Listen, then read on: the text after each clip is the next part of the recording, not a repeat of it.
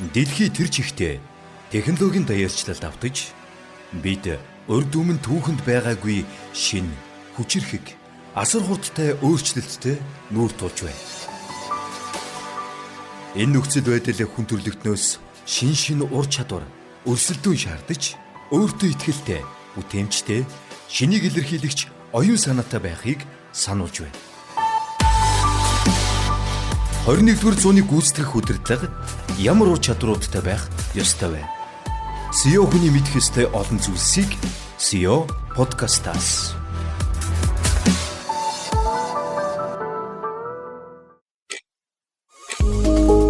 Бизнес эрхлэгч хүний хувьд хамгийн үнэтэй зүйл бол цаг хугацаа. Та гадаадад аялахдаа нийслэг, зочид буудал, групп аялал, даатгал зэргийг олох гэж олон газар руу холбогдож, олон вебсайт ухаж цагаа алдсаар байна уу?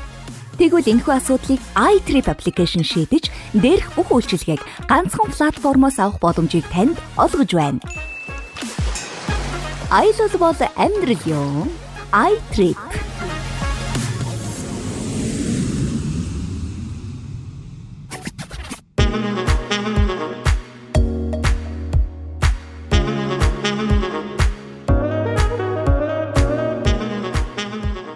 Сонсогчдоо энэ өдрийн мэндийг хүргэе. SEO подкастын 52 дахь дугаар эхлэхэд бэлэн боллоо. Тэгээ бид нараас ойрд эдийн засагч өсөөд асуудлууд ч бас гараад нэлээд бодигнаад подкастын дугаараа жоо холдуулсан байсан. Ойрхон нэлээд эрчимтэй тэгээ давтамжаа яг тогтмол явуулчих гэдээ бас яриад эргээд ажилдаа орж байна. Тэгээ өнөөдрийн дугаарт мандэж манай лавгааж ухаа золко бид гур байна. Мөн манай зочноор Apex Capital компани захирал лам долгор буюу одоо манай салбарынхан ламаа захирал гэж бүгдээрээ тэгдэм байлээ.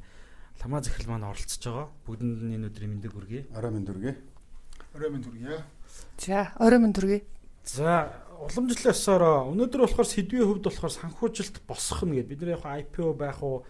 Тэгээ зөвхөн IPO биш олон аргууд байдаг учраас санхүүжилт татах аргууд гэдэг сэдвээр ярилцъя гэж шийдлээ. Тэгээ ламаа захирлаас би эхлээд та өөрийгөө нэг товч танилцуулна уу? Ямар төвхтэй хүн байна те? Apex Capital бас компанийн тухай танилцуулбал бас сонирхолтой болов уу гэдэг. За танай сонсогчдод орой минь хүргэе. За тэгэхээр за би яг одоо баг оюутан байхасаа хөрөнгөний засал руу буюу одоо Монголын хөрөнгөний засал дээр ингээд чанагдаад бологдоод ингэ явж байгаа юм хүн байна. За одоо анх бол BDSEC гэдэг компанид бол ажлын гараа эхэлчихлээ. За тэгээд тухайн үед BDSEC маань одоо нэг хөрөнгөний засалын нэг 90 орчим хувийг гэхээр ерөөдөө баг монопол байдалтай те ингэж байж байлаа. За тэгээд яг оюутан байхасаа л ер нь яагаад одоо капитал маркет Монголд хөгжөөгүй байгаа юм бэ? Яагаад капитал маркет өөрөө ингээд дэлхийн нийтээрээ ингээд хамгийн чухал ачаал бүгдэлтэй санхүүгийн бол маш чухал салбар шүү дээ. Тэгэхэд хөгжсөн байхад Монгол байхгүй байгаа юм бэ гэдэг асуудлаас одоо гэрийн даалгавраас ч юм уу те ингэж явж байгаа л бүр ингээд гүн дурлал яг тэрчнээс ингээд гарч чадахгүй саргаал 40 жил болчихсон ийм хүн байна. За тэгээд BDSEC-д явж байгаад дараа нь яг бас хэд хэдэн компанид зөвлөгөө өгөөд за тусдаа ингээд явж байгаад за 2018 оноос бол одоо яг Apex Capital гэдэг компаниг одоо Idrot гэдэг манай партнер байгаа. За Idrot-тай хамтарч байгууллаа. За Teso корпорацтай ирж санал тавиад за тэгээд Teso корпорацаас одоо хөрөнгө оруулалт аваад за ингэ явж байгаа. За тэгээ мэдээж нөгөө компани байгуулад явж байгаа учраас тэгээ хин нь одоо юугаа хийх вэ гэдэг асуудал одоо ажил үүргийн хувьар тодорхойлогдно. За тэгэхээр л одоо нөгөө яг үндсэн executive гэдэг чинь одоо гүйцэтгэхтэй одоо гүйцэтгэх ажлаа би одоо нөгөө талаас нөгөө партнерууд маань одоо өөр үүрэгтэйгэр за тэгэл ингээл яг гүйцэтгэх ажлаа хийгээл явж байгаа юм хүн байна. За тэгэхээр Apex Capital маань өөрөө 2018 онд байгуулагдаад хөрөнгөний засал дээр бол мэдээж одоо маш их боломж байгаа гэдгийг одоо хараад за тэрчнээс л гол асуудал нь мэдээж одоо хөрөнгөний засал гэхээр одоо энэ ч санхүүжилт авах гэж байгаа компаниуд мэдээж санхүүжилт авах гэж байгаа компани гэдэг чинь өөрөө бизнесийн одоо өсөлт хөгжилтэй боломжийн асуудал. За нөгөө талаас хөрөнгө оруулагч нарын асуудал. За тэгэхээр хөрөнгө оруулагч нар дээр бол одоо яг Монголд бол яг хамгийн хөгжсөн продакт нь бол одоо хадгаламж байгаа тийм. Гэтэл хадгаламжаас гадна энэ чинь өөрөө ингээд асар их одоо өөр хувилбар байна шүү дээ. Компани бизнесээс ашиг хүртэх. За эсвэл одоо нөгөө хүүтэй хугацаатай өөр одоо нөхцлөөр олгох гэдэг те. За тэгээд бас нэг асуудал нь болохоор одоо хөрөнгөний цэцэл одоо нэг хөгжөөд 20 жил болчихсон гэсээр нэ. За энэ дээр бол яг уламжлалт бүтээгдэхүүнээс өөр бүтээгдэхүүн бол гарч ирээгүй байсан. За тэгэхээр бол цаашд бол ингээ хөгжих асрах боломж байна гэдэг байдлаар одоо анхны танилцуулга яг компани хийх гэж байхтан бол мэдээж ийм боломж байна гэдэг дотроос асаал хийж байгаа штэ. Тэгээ хөрөнгө оруулагчдаараа ирж танилцуулаад за хөрөнгө оруулалтаа аваад за ингээд 18 оноос хойш бол Apex Capital Монголын хөрөнгөний цэцэл дээр одоо бүхэл төрлийн үйлчлэгээ үзүүлж байна. За энэ дотор болохоор гол бол андретрийн үйлчлэгээ. За одоо аж ахуйн нэгж байгууллагуудад санхүүжилт татаж өгөх үйлчлэгээ. За тэгээд брокер үйлчлэгээ буюу одоо дотоод гадаад те одоо жишээлх юм бол та дэлхийн альж үнцас нэг одоо зах зээл рүү бол одоо Apex Capital-аар дамжуулаад оролцох боломжтой. За тэгээд бас нэг одоо сүүлийн жилүүдэд түлхүү хөгжүүлж байгаа бизнес одоо нөгөө үйлчлэгээ маань хөрөнгө оруулалтын зөвлөхөн үйлчлэгээ. За тэгэхээр асар их мэдээлэл дунд асар их ингээд одоо боломжууд дунд одоо би яг одоо хизээн орох вэ те аль бүтээгдэхүүнийг авах вэ гэдэг асуудал бол одоо зөвлөхийн одоо судалгаа шинжилгээний асуудал нэлээд чухал болж ирсэн. Худалдаа авж байгаа тал. Тий, худалдаа авж байгаа тал. За санхүүжилт авж байгаа тал бас одоо нэг ямар хувилбараар байх вэ гэдэг асуудал бол гарч ирж байна. За тэгэхээр хөрөнгө оруулалтын зөвлөх үйлчлэгээг нь бол одоо сүүлийн жилүүд бол түлхүү хөгжүүлээд ингээ явж байгаа баг хамт олон байна. Би нөгөө танай компани сайтыг үзэж хагаад жоохон яг хэлж болох болов уу гэдэг ийм үг байсан байхгүй. Монголын хөрөнгөний зах зээл бий болоод 30 жил болбоо хэдий ч уламжлалт санхүүгийн хэрэгсэл хөрөнгө оруулалтын бүтээгдэхүүнээс цааш гарч хөгжөөгүй байгаа нь Apex Capital компани ингээд эхэлж байгаа байхгүй. Тэгэхээр яг нөгөө тийм асуудлаа хараад тэгээд салбартаа хоббироод ер нь энэ салбараараа л явцсан юм байна те. Тэгээд компани байгуулаад. Тийм ер нь бол яг одоо нөгөө вижн гэх одоо дотоод гал ирмэлцлээр л одоо тий явцсан гэсэн үг. Тэгэнгүүт мэдгүй ер нь нэг доктортой байхад бас тэр дурдлах гэдэг асуудал айгу чухал юм шиг байна л да. Тэгээд хийгээд байхаар одоо яг хөрөнгөний цэцэл чи өөр айгу сонирхолтой байхгүй. Жишээлх юм бол одоо нэг компанидаар ажиллаа гэхэд чинь тухайн компани давтагдах ингээд кейс нь өөртэй. Тэгэхээр хийж байгаа төсөл болгоноос ингээд шинэ кейстэй тулгуурлаад байгаа байхгүй. За одоо нэг хүнсний компанид ажиллаа гэхэд тухайн одоо бизнесийнх нь ингээд нөгөө тойрог нь за тухайн бизнест оролцож байгаа ингээд нэг оролцогч нар нь өөр. За тэгээд тэрний ингээд үйл ажиллагаа явуулж байгаа борлуулалт хийж байгаа зах зээлэндээ тэдний харилцагч нарынхаа ингээд чиг хандлага ч юм уу. За тэгэнгүүт дараа нь ингээд өөр төрлийн компаниудаар дэрнэ. Яг одоо үнцаас гарах гэж байгаа чиглэлээр ихэд тэгэнгүүт нэг төсөл дээр ороод тухайн ингээ яг салбар руу ингээ уусаад орж байгаа. Жишээлбэл бид нар хамгийн сүүлд Хүннөө Эр гэдэг нислэгийн компанитай одоо хамтарч ажилласан. За тэгтэл Хүннөө Эр гэдэг компани одоо санхүүжилтийг ярихын тулд бүхэл бүтэн одоо нөгөө дэлхийн нийтийн одоо аялал жуулчлал хүмүүс хаашаа яваад байна гэдэг асуудлаас ингээл тулгуурлал явж байгаа. За тэгэнгүүт дараа нь одоо хөрөнгө оруулалтын одоо мэдээж нэг талаасаа бид нар хөрөнгө оруулагч нарыг одоо зах зээл рүү оруулах гэдэг учраас за Монголын хөрөнгөний зах зээл өдрийн нэг 10 цагаас эхлээл одоо нэг 14 цаг хүртэлтэй явна. Ингэнгүүт чинь Монголын хөрөнгөний зах зээл дууслаа одоо гадны хөрөнгөний зах зээл нэгт чинь. Ингэнгүүт чи одоо нөгөө бүгтэн ингээд 24 цагаар л ирчихэж байгаа байхгүй. Мэдээж 24 цаг сэрүүн байхгүй. Гэтэ тэр чинь нөгөө мэдээллийн урсгал мэдээлэл авах одоо солилцох гэдэг юм маань одоо байнгын ингээд нөгөө өөрчлөлтөд байгаа учраас нөгөө уйдах завгүй гэж хэлэхэд нөгөө тасралтгүй л шинээр бараг л өдөр болгол new baby л болж гарч ирж байна л та. Тэгээд явсаар байгаа л тэгэхээр одоо нөгөө өгдөд өөр юм ингээ харах завгүй явсаар байгаа л энэ салбартаа ингээд нэлээ утчлаа. За санхүүжилт татах аргууд гэд би түрүү нөгөө эхлэг байхад нэг асуужсан арга шүү дээ. Хамгийн хялбар санхүүжилт татах арга юу вэ? Барьц өрөнгөтэй бол банкны зээлвстэй тий. Хамгийн хэцүү нь бол хөрөнгө оруулагчаас мөнгө авах юм шиг байна тий. Би бол нөгөө стартапын зам дээр ингэдэг байхгүй. Өөрөө үүсгэн байгуулад мөнгө оруулчихж байгаа. Дараа нь FNDF гэж байгаа. Тэгээд angel investor гэвчихсан. FNDF нь би ихлэ харчаад энэ юу гэсэн юм болоо. Friends and family гэж байгаа байхгүй. Тэгэхээр хэрвээ ээж аав маав нь ч юм уу те боломжийн бол би ч бас IT-ийг байгуулаад явж байхдаа эхнэрийн хадгаламжийг бас авдаг үе байсан байхгүй. Тэгэхээр friends and family ч хамгийн амархан юм биш үү. Гэхдээ хариуцлага нь бас хүүг авсан юм. Хүүгэл явж байгаа. Тэр чинь хадгаламжийн хүүгэн төлнө гэж авсан л та. Тэгээ одоо өгсөн байгаа юу гэж. Одоо өгчлөхгүй байх үү тэр чинь. Гэтэ нөгөө яг ингээл бодонгууд ч хамгийн ингээд ихтгэл дааж байгаа, ихтгэлтэй танд итгэж байгаа талаасаа эхэлж байгаас. Тэгэхээр санхүүжилтийн хувьд чи яг л ялгаагүй ихтгэл дээрээс ингээд суулгуурлаад одоо хэн танд итгэх вэ? Та итгэлийг даах уу гэдэг одоо нэр хүнд итгэлцлийн асуудал байгаа байхгүй.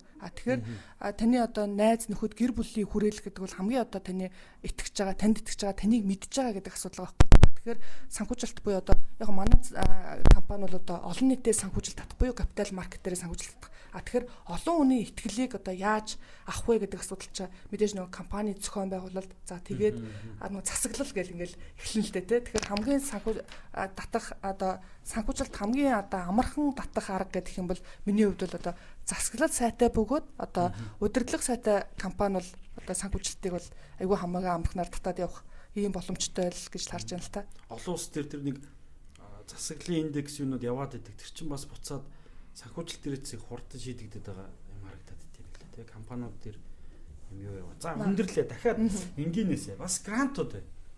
Одоо энэ би саяхан тэр репортод үзэж яхад 23 онд 1.1 тэрбум төгрөг гэж бай. Одоо гарааны бизнесүүд төр усаас өгсөн байлээ гэдэг. Тэгээ бас ингээд Монгол улсд яваад Монголд.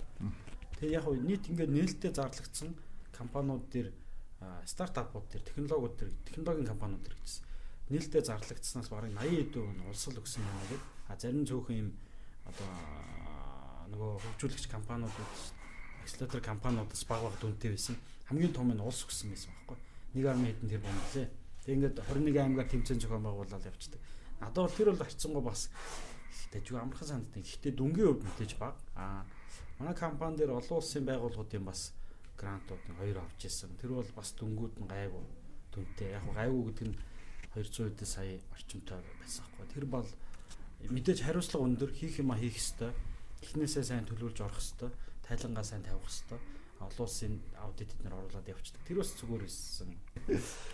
Грант авахлаар чи бас нөгөө олон улсын айгүй том форматууд орж ирдэг. Байгууллагыг нэг бүтэн цэвэрлээд яачиж байгаа тийм. Нэг юм эрүүлжүүлэх гэх юм уу да нэг. Тийм болох ч тийм л шүү дээ. Сүүлдээ яг хөө тэр чин амар дарамттай болж эхэлдэг юм л дээ. Баахан тайлан байлдан шалгуулт малуулт гэл. Би чинь бас нэг экспортыг дэмжих төслөөс авч ирсэн. За EBRD-гээс бас авч ирсэн. Тэгээд яг хөө жижиг байгууллагын хувьд бол нөгөө дахиад бичиг баримтын асуудал уу тэрийгэ зэгслэх те тэрэн дээр тайлан бичих мөхтөр жоохон хүндрэл байдаг л. Гэхдээ нөгөө манай жижиг дунд үйлдвэрлэлийн бол тэрийг аваад бүр сурцсан байт юм л шүү дээ. Олон улсын байнга сангуудаас юм орж ирдэг. Яг бизнесийнхаа бас одоо нөгөө мөчлөгөөс буюу одоо яг явж байгаа шатаас л хамаарж байна л да тий. За жишээлх юм бол одоо тусламж дэмжлэг авах гэдэг асуудал бол арай илүү одоо нөгөө импакт үзүүлэх гээд тэр нөгөө ямар нөлөөлөл бий болгоо тэр нэг бизнесийг нэг амьдруулад явах гэдэг шүү дээ тий. За яг хөрөнгө цэцэрлэлийн хувьд ч юм уу аваад үзэх юм бол энэ бол одоо нөгөө цэвэр одоо нөгөө бизнесийн зарчмаараа тий. Одоо би ийм төсөл хийгээд одоо цааталтаа энэ хөрөнгө оруулагч нартаа би одоо ийм одоо асуудлыг шийдээд ашигтай байх гэдэг юмаа тэр нэг ихтгэлцлийг л бий болгоод байгаа асуудал. Тэгэхээр магадгүй нөгөө одоо тусламж дэмжлэгч юм уу энэ асуудлуудын хувьд болохоор арай ингээд нөгөө бизнесийн мөчлөгээ одоо ихэнх үед л бол байдаг байх та тий. Тэгэхээр олон нийтэд санхүүжилт татна гэдэг бол яг мэдээж айгүй олон хувилбар байгаа. Одоо эхний одоо шатна гэхэд чи хаалттай бондоор эхэлж болж байна. За эсвэл одоо олон хүмүүс биш юмаа гэхэд чи ингээд нөгөө мэргэжлийн байгууллагуудаас бас одоо шууд хаалттай санхүүжилтүүд авах боломжтой. За ингээд дараагийн ингээд нөгөө арай акцийн түвшин дээр гараад ирэхээр чи IPO-ны асуудал яригдэн тий. За тэгтэл жижиг компаниуд одоо нөгөө IPO хийхэд бол яг л төрөөнийх шиг бичиг цаасны бөгөөд за зах зээлэд хэлэх тэр нөгөө олон хөрөнгө оруулагчны эрхшгийг яаж хамгаалах уу буюу тэр одоо нөгөө ядчил албан байгаа юу тий хүн байгаа юу гэдэг асуудал байхгүй. Тэгэхээр жижиг компаниуд бол одоо IPO хийхэд бол зөв цаг хугацаа бөгөөд одоо юуны зардлын хувьд бол айгуу тийм тохиромжгүй. За тэгэхээр нэг тэр шатаад авчаад дараагийн түвшиндээ гарах юм бол одоо нэг IPO-ны асуудал орж ирэх нь л хамгийн тохиромжтой болчиход байгаа юм л та. Бид нэр 32 дугаар дээр хөрөнгө оруулалт гээд цэнгэл захиралтай бас ярьжсэн юм. Тэгэхээр хөрөнгө оруулалтыг хоошоод тавьчаа. За банкны зээлэг бол манайхаа хамгийн сайн мэдж байгаа тий. Тэгэхээр би бол нөгөө өнөөдрийн дугаар дээр хамгийн их сонирхоод байгаа нь IPO гэх. Одоо нэг хэсэг ингээд сүүлийн 2 жилүүдээ ер нь божигнлаа. Энэ жил бол 23 онд бол банкнууд илүү явлаа. Тэрний өмнө бол компаниуд нэлээсээ гарч ирлээ. Ковид үеэр нэг зогссон байсан. Манай хөрөнгөний зах зээлийн нийт өсөлт ч 23 оны дүнгээр үлээ. 2 он дүнгээр үлээ. Хамгийн өсөлтөө гарч ирлээ. Тэгээ банкнууд гарч ирэнгүүт тамаа захиралтай уулзаад ярьсан нөгөө банкнууд олон улс дээр гарахгүй бол одоо хөрөнгөний зах зээлийн хэмжээ нь болохоо ичлээ. Яг компани талаас харахаар тодорхой IPO ч бас exit гэж хараад байгаа шүү дээ. Тодорхой хувьцаагаа олон нийтэд нээлттэй үнэлүүлээд үнэлгээ юмнууд нь тогтчихж जैन тий. Ер нь жоохон сэтгэл амарчж байгаа ч юм шиг. Нэг том ажилч юм шиг нөгөө талдаа нэг том хариуцлага юм шиг. Тэ exit гэхээр тайлбарлах гэдэг байгаа юм шиг. Тэр IPO-ыг нэг сонирхоод дэлгэрүүлээд одоо яриад явчих гэж бодсон. Хоёрдугаар бондууд. Одоо ингээ хаалттай нээлттэй бондууд гараад байна тий. Тэгэхээр ер нь та хэд маань мөнгөтэй тал болон мөнгө хэрэгцээтэй талуудыг л ер нь зурчлаад байгаад байгаа шүү. Тэгэхээр хаалттай бондуудыг яаж гаргаа явчих тий. Хаалттай бонд сүүлийн жилд бас идэд дуулдаа явлаа тий. Та компани дээр бол одоо танаа зүгээс илүү санал болгох нь хэдийн хэмжээний компани дээр энэ бонд хаалттай нээлттэй байдлаар тий IPO эднэр ер нь яригдж байна. Борлуулалт ирэх зөвлөгийн юуны хувьд юм уу? Хоёрдугаарт IPO хийх тэр зардал гээл юм нэлээ бол юм. Хэрэвээ шууд өвчлөөд юу ачаа. Одоо жишээлбэл мэдээж биднийг одоо сонсож байгаа аж ахуйн нэгж байгуулах ч юм уу те энэ чинь ингээд ихэвчлэн одоо аж ахуйн нэгжээ байгуулга авч яваад цаашаа өсөлт хийе гэж байгаа бол санхүүжилтийн асуудал зайлшгүй шаардлагатай ирж байгаа шүү дээ те. Тэгтэл за мэдээж бондын санхүүжилт бол харьцангуй одоо нөгөө богино хугацааны за тэгээд мэдээж хариуцлагатай эргэн төлөгдөн амлалт өгөөд ингээд яг тэр нөгөө үнийн дүнгээр явчихж байгаа гэсэн үг шүү дээ. За тэгтэл бондын хувьд бол одоо сүүлийн жилүүд одоо яг OTC market гэдээ гараад ирсэн манай зах зээл дээр. За тэгэхээр одоо биржийн бус зах зээл дээр бол одоо сүүлийн нэг 2 жил орчим дээр 1.3 их найт төгрөгийн бондын санхүүжилт бол татагдсан. За тэгэхээр энэ дээр бол одоо топ 100 аж ахуйн нэгжээс их болоод за тухайн ингээд жижиг аж ахуйн нэгжүүд ч гэсэн ингээд татаад явж байгаа. За тэгэхээр мэдээж бондын хувьд бол давуу тал бол асар ихтэй. За жишээлбэл ихэнх аж ахуйн нэгж байгууллагууд банкн дээр очиод барьцаа өрөнгө ингээд нөгөө тултал нь барьцаалуулсан тий одоо тэгээ дараагийн ингээд нөгөө өсөлтөө хийхэд санхүүжилт шаардлагатай болчоод за тэрийг ингээд хөдөлгөж чадахгүй байдал дээр ч юм уу байдаг. За тэгтэл одоо бондын хувьд бол мэдээж барьцаа өрөнгө аягүй чухал. Гэхдээ таны өнөө бизнесээ ингэж хийж авч яваад тэр дуршлаг бөгөөд сахилга бат нэр хүндийн асуудал бас нэлээ ингээд томоор жин дарж үнэлэгдэж орж ирж байгаа. За мөн одоо нөгөө санхүүжилтийг аваад тэр чи одоо мэдээж бизнестэй эргэлдүүлэх юм чи ирэх мөнгө урсгал бий болно да. Тэгэхээр тэр мөнгө урсгал маань өөрөө хэр баталгаатай юм бэ гэдэг асуудлууд орж ирнэ гэсэн. За тэгэхээр бол одоо нөгөө барьцаа өрөнгөний хувьд бол одоо нөгөө би танд одоо нөгөө 100 сая төгрөгийн та байлтай ч юм уу эсвэл хадгаламжтай ч юм уу те ингээл байх юм бол 80 сая төгрөгийн нөгөө гэдэг шиг тийм биш. Одоо харьцангуй уян хата одоо мэдээж нөгөө бүхэл бүтэн явуулаад явж байгаа бизнесийн чинь нөгөө хувьцааны үнцэн гэдэг асуудал байгаа. За нөгөө талаас одоо хэрвээ та борлуулалт хийж байгаа бол тэр орж ирэх ирээдүйн мөнгө урсгалыг хүлээгдэж байгаа. Одоо гэрээний орлого ч юм уу гэдэг одоо яаж энийг одоо найдвартай байлгаж чадах вэ гэдэг айгүй олон хувилбар байгаа. Тэгэхээр тэр болон хувилбаруудыг авч үзэн нэмэх нь одоо хамгийн чухал асуудал буюу одоо нөгөө эзний сахилга бат ёс зүй хариуцлагын асуудал гэдэг бол нэлээд нэр хүндийн асуудал бол айгүй чухал поинтоор орж ирж байгаа. За тэгэхээр бондын хувьд бол мэдээж таны компани одоо цар хүрээнээс хамаарна. За хэдийн хэмжээг даах юм бэ те. За тэгээд энээсээ өмнө та хэдийн хэмжээний өртөө юм бэ ч юм уу гэд ерөнхийдөө бол одоо харьцангуй уян хата. За гэтээ мэдээж одоо та нэг 100 сая төгрөгтэй бич тэр бөм төгрөгийг ингээд шууд авъя ч юм уу гэдэг ойлголт бол арай байхгүй. За тэгэхээр энэ дээр бол нөгөө бизнесээ үйл ажиллагаа явуулж байгаа цар хүрээ цаатлын батлан даалт барьцаа гэдэг асуудлаадаас бол за тэрэн дээр л гэхдээ айгүй олон хэлбэрээр орж болж байгаа. За тэгэхээр бондон дээр бол одоо хамгийн өндөр дүнгээр татцсан компаниуд бол за яг манай компанийн хувьд бол нэг 30 тэрбум бол нэг аж ахуйн нэгж байгууллагууд дээр бол ясан байна. За тэгэхээр энэ нөгөө манайх бол нэг идэвхтэй үйл ажиллагаа явуулж байгаа 5 компани нэг нь гэсэн үг. За тэгээд хамгийн багтаан бол нэг 1 тэрбум орчмоор бол ингээд санхүүжилтийг бол яг OTC маркет дээр бол гаргаад тэгэхээр бол харьцангуй одоо нөгөө дүнгийн хэмжээ бол уян хатан тий.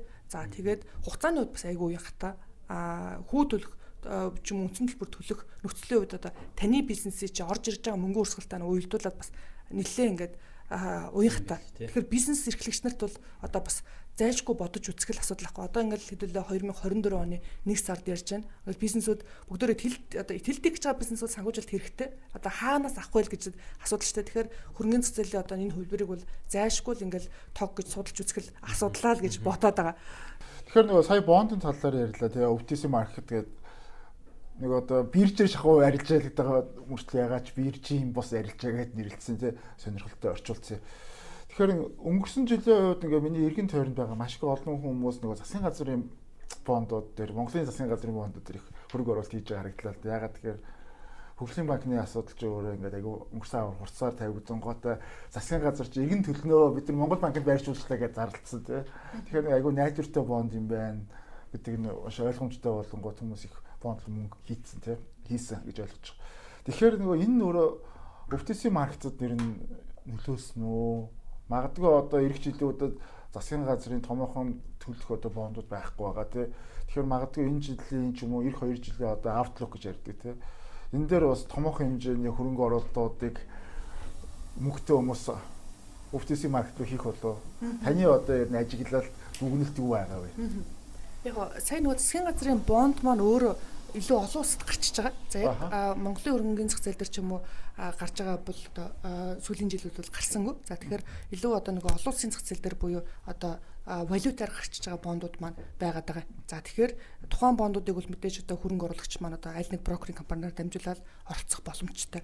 За OTC маркет маань болохоор илүү одоо нөгөө дотоодын тий одоо биржийн бус гэд нэрсэн болохоор нэг арай уян хатан буюу хурдан зохицуултыг оруулах гал биржийн бус гэсэн. За тэгээд тэрэн дээр болохоор мэдээж оролцогч нар нэг одоо тодорхой хэмжээний шалгуур үзүүлэлттэй ийм байгаад байгаа. Тэгэхээр мэдээж нэгэнтээ одоо шилэнбэл хадгаламж эзэмшиж байгаад ч юм уу ингээд нөгөө өөр одоо хөрөнгө ингээд нэг найдвартай байршуулах гэж байгаад засгийн газрын бонд руу очичлаа шүү дээ тий. За тэгэнгүүт нөгөө мэдээж бонд гэдэг продакт чи яг л ялгаагүй тий. Тэгэхээр одоо аж ахуй нэгж байгуулгын сайн аж ахуй нэгж байгуулга байх юм бол тухайн компаниудын одоо бондоос одоо авчия.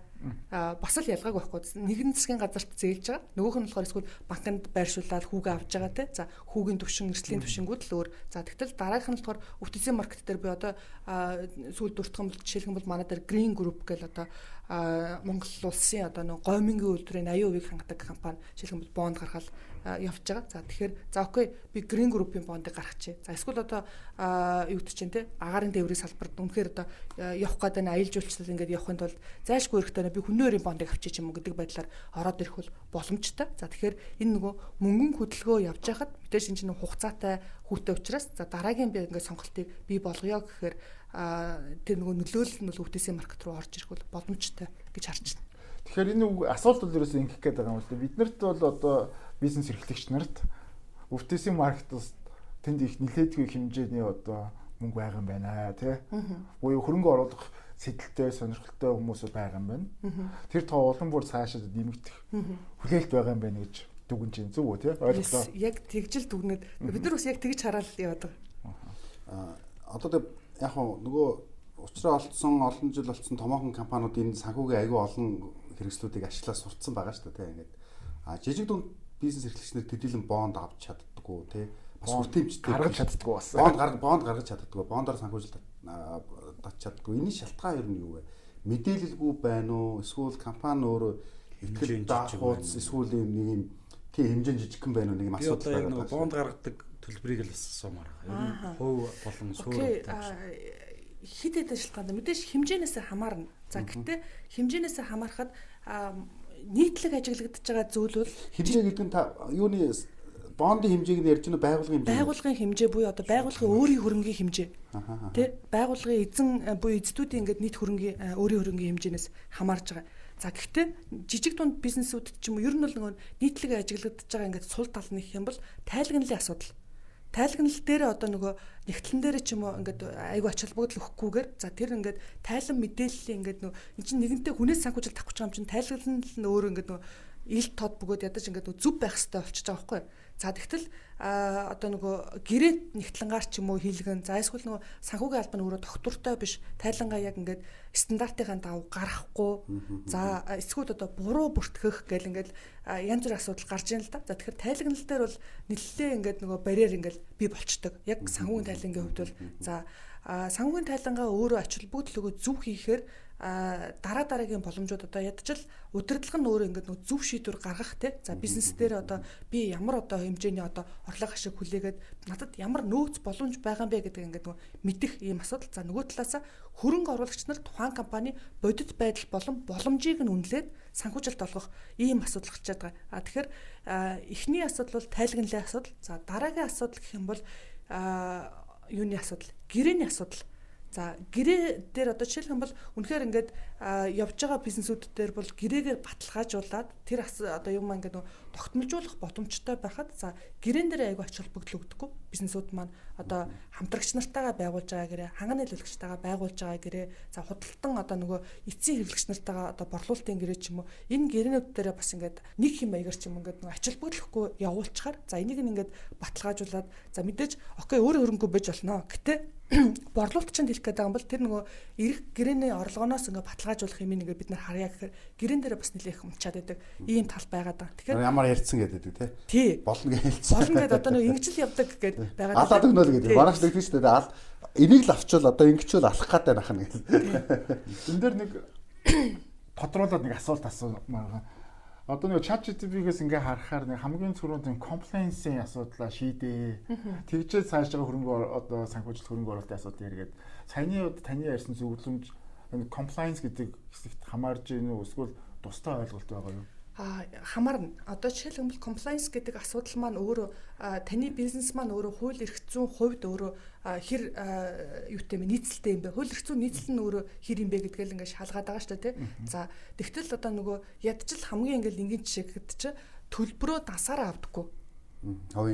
Хувийн дасаараа авах ч юм уу ингээл нөгөө татвараас цухтах гал. За энэ нь өөрөө буцаагаал нөгөө компани ирээдүйд орж ирэх мөнгө урсгалыг нь буюу санхүүжилтийн боломжийг нь боомлоод явчихдаг. За тэгтээ тэргүй олон нийт буюу хөрөнгө оруулагч нарыг санхүүжилт татах юм чи таны одоо нөгөө аль биесээр баталгаажсан санхүүн дээр чинь л ингээл тулгуурлах гэдэг шүү дээ. Тэгтэл өнөөдрийнхөө одоо нөгөө татвараасаа тэгээ нөөтийн татвараасаа ч юм ингээл татварын орчин бас харьцангуй юм нөгөө ээлгүй ингээд нөгөө янз бүрийн боломжуудыг гаргаад ирэнгүүт за тэр боломжийг нь ашиглах гал за компанийн дансаар ядаж мөнгөө явуулахгүй за тэгээд гэрээний орлогоо яг компаниараа хийхгүй гэл ингээд ийм асуудлууд гарч ирэхээс ирээд за ингээд жижиг дунд бизнесүүд маань өөрөө одоо нөгөө нэг санхүүжилт авах боломжуудаа ингээд боомлоод за ер нь бол нэлээд тэр нь бол урт хугацаанд бол маш сул талтай. Одоо бизнесийн өсөлтөөр сул талтай. За эзэдүүдийн ингээд шийдвэр гаргах буюу дараагийн ингээд нөгөө гол төвлөрөх зэг дээрээ төвлөрөхгүй өнөөдрийн ингээд нөгөө жижиг байгаа асуудал дээрээ төвлөрөөл ингээд байх ингээд сул талуудыг бол бий болгоод байна л да.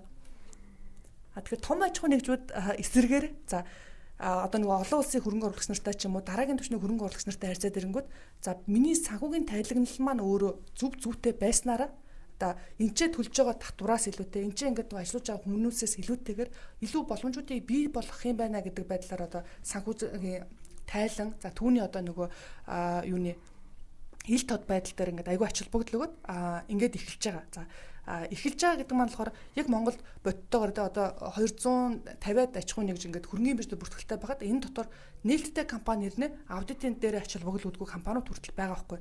За тэгэхээр энэ нөр ингээд буцаагаал ингээд айгүй олон юм дээр ингээд холбогдож байна л да одоо тухайн компани хөрөг чадварын асуудал, шинэ хөрөнгө оруулагч орж ирэх асуудал, за шинээр санхүүжилт татах асуудал те ингээд тэгэхээр ер нь бол тайлан стандартыг зөв болгох нь бол хамгийн ихний асуудал болов гэж харж байна. Тэгэхээр ингэсэн үг болж байна тийм үү? Эхний ээлжинд одоо энэ compliance за санхүүгийн тайлан репортууд зөвл байгаа бол дараа нь та яг underwriting гэж нэрлэгддэг тий одоо та бүхэнтэй холбогдох хэрэгтэй юм байна тий.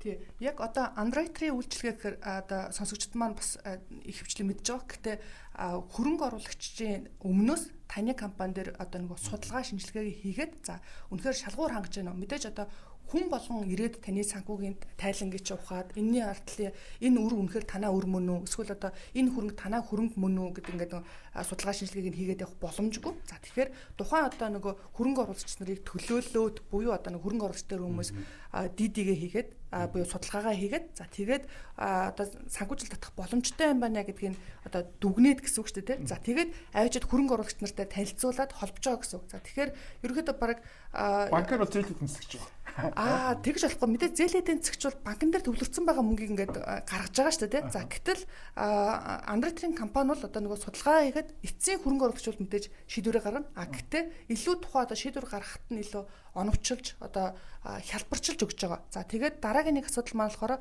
үнцаас гаргагч нартаа илүү бас нөгөө тэр чинь аль аль нь манай харилцагч учраас за үнцаас гаргагч нартаа за хэдүүлээ энэ асуудлаа ингэж одоо нөгөө бэлтгэх хэрэгтэй юм байна. Энэ асуудал дээр анхаарах хэрэгтэй юм байна гэдэг нөгөө зөвлөгөө мэдээлэл дээр ингээд тулгуурлаад за ингээ явж байгаад одоо холбох ийм цэгийн асуудал байгаа. Тэгэхээр underwriter-ийн одоо нэг гол асуудал бол мэдээж нэр хүндийн асуудал тий. Би одоо нэг хөрөнгө оруулагчтай ч юм уу эсвэл ингээд нэг үнцаас гаргахтаа худлаа ярих юм бол тий буруу дүгнэлт гаргах юм бол за таны одоо нэр хүндийн тоглоомын асуудал авчиж байгаа байхгүй юу? Тий. Хамгийн бага дүнтэй бонд хэдээр авах вэ? Яг манай компани ажилласан хамгийн бага дүнтэй бонд бол тэрбум төгрөг байгаа. Тэгэхээр 500 сая энэ төр бол байх боломжтой. Тэгээ мэдээж компанийгаа цаг хүрнээс хамаарат тэрбумын бонд шин гаргаад яг гэвэл хэдийн хэмжээний зардал компаниас гарах бол Тэр чинь буцаад нөгөө банкнд бол за банк чинь 1.5-аас эхлээл дээш байж байгаа ш. Тэгэхээр нөгөө захирлууд тооцсон ш. За түрүүний давуу талууд байна тий. Энэс гадна одоо за компани одоо ажлын өснө гэсэн үг хөрлөөдсөн болоо. Яг ойролцоогоор тий салбарын. Ингэж харна. Одоо зөвхөн нөгөө нэг зээл аваад ингээл явах гэж байгаатай шууд харьцуулж болохгүй. За жишээлх юм бол би нөгөө нэг л жишээ авъя л да. Бид нар жишээлх юм бол Баян өндөг гэдэг компанитай хамтарч ажилласан. За Баян өндөгтэй бид нар 6 жилийн өмнө хамтарч ажиллаж байгаа тухайн компани борлуулалт нь бол одоо яг өнөөдрийн байгаа төвшнгөөс бол бараг нэг 5 дахин бага байсан. За тэгтэл санхүүжилт орсноороо мэдээж нөгөө үйл ажиллагаа явуулаад эргэлтийн хөрөнгө гарч иж байгаа шүү дээ. За гэхдээ санхүүжилт орсноороо дараагийн боломжуудыг бий болгоно. Яг тэр зах зээл нь өөрөө цаана байх юм бол тэрийг одоо нөгөө бүүстлэх хэрэгтэй байгаад байгаа шүү дээ. Тэгэхээр тэр одоо нөгөө санхүүжилтийн эрэлт хэрэгцээнээс л хамаарна гэсэн үг. За тэгэхээр шууд одоо зардлыг гарч байгаа дүнгээр нь ч юм ингээл нөгөө тоолол ингээд явхад бол бас нэлээ учир дутагдaltaй одоо олон нийтэд санхүүжилт авахыг давуу талууд нь асар их байхгүй. За тэгэхээр одоо нөгөө санхүүжилтийн зардалтаа хэрвээ таны аудит ч юм уу байх юм бол аудитаа шинээр хийлгэх гээл аудитын зардал нэмэгдэнэ гэсэн. За compliance-ийн буюу хууль эрх зүйн асуудал чи өөр ингээд нөгөө шалгуур хангах байх юм бол дахиад хуулийн компани ажилуулна. За тэгэхээр тэр нь ингээд таны бэлтгэл ажлаас буюу та гэрийн даалгавраа хэр сайн хийсэн бэ гэдгээс хамаарх байхгүй. За андертрийн компани ороод шууд одоо нөгөө айгүй good auditтай одоо хууль эрх зүйн ингээд нөгөө гэрээглэл нь сайн байх юм бол тэр ингээд юмнууд нь товчлогдоод ирчихэж байгаа байхгүй. За тэгэнгүүт андертрийн компани мэдээж ажил хийгээд явж байгаа учраас тодорхой үнийн дүнгээс буюу тань татаж өгж байгаа санхүүжилтаас хувь авдаг гэсэн үг. Тэгээ хуваар авдаг. Гүйцэтгэлээсээ гэсэн үг. Гүйцэтгэлээсээ хуваар авдаг. За тэгээд дараагийн бас нэг давуу тал нь гэх юм бол таны дансанд мөнгө орсон дүнгээс хуваар авдаг гэсэн. За тэгэхээр энэ бол бас нэлээд том давуу талыг бий болгоод явдаг. Бас ингэдэм юм шиг үлээ те. Миний ойлгосноор хэрвээ таад ажиллаад тухайн компани дээр тэдийн хэмжээний босгож өгнө гэж гэрээ хэлцлээ бол босгох үүрэг нь бол та хэд дээр бас та хэд дээр Андретер компани дээр. За тий одоо мэдээж өдөр би тгий сонссон байхгүй. Энэ нөгөө нэг Андретрийн компани бас одоо нөгөө цар хүрээнээс хамаарна. За дараагийн асуудал нь болохоор тухайн мэдээж төслийн хэмжээнээс хамаарна те. Тэгэхээр гэрээг бол нэг хоёр янзаар байгуулад байгаа. Нэг нь болохоор best effort буюу одоо бид нэр одоо best дээр ажиллаж борлуулнаа л гэдэг л асуудал. За тэгээд нөгөөх нь болохоор одоо firm commitment буюу бид нэр ингээд тэдэн дүүргэн дээр нь commit хүлээгээд бид нар заавал авнаа гэдэг ийм асуудал. Тэгэхээр бол тухайн одоо мэдээж яг бондууд дээр бол харьцангуй одоо нөгөө шууд Андретрийн компани хөвчлээ ингээл авчаад цааш нь ингээд борлуулах бол ажиллагаад нь хийгдэж байгаа. За яг IPO-ны түвшин дээр гэх юм бол жишээлбэл бол хаан банк ч одоо хаан банкны IPO-г ингээд авья фирм комитет хүлэе гэх юм бол боломжгүй байхгүй. Тэр татж байгаа дүн хэтэрхий том тий. За тэгэхээр тэрэн дээр бол тодорхой дүн дээр л яригдах боломжтой гэсэн. За тэгэхээр гэрээнийхээ нөхцлөөс хамаарна. За мэдээж нөгөө комитеттэй байх юм бол төлбөрийн нөхцөл ингээд илүү өөр болно гэдэг тий. Тухайн одоо мэдээж бизнесийн мөчлөгөөс хамаарч байна л да. Одоо хэцлээс хамаарна да. Тийм ээ тий. Тэгтээ бол боломж байгаа л юм тий. Нэг боломж байлгүй яах вэ? Одоо чинь гэрийн даалгавар эхлээ хийх хэрэгтэй байх юм тий.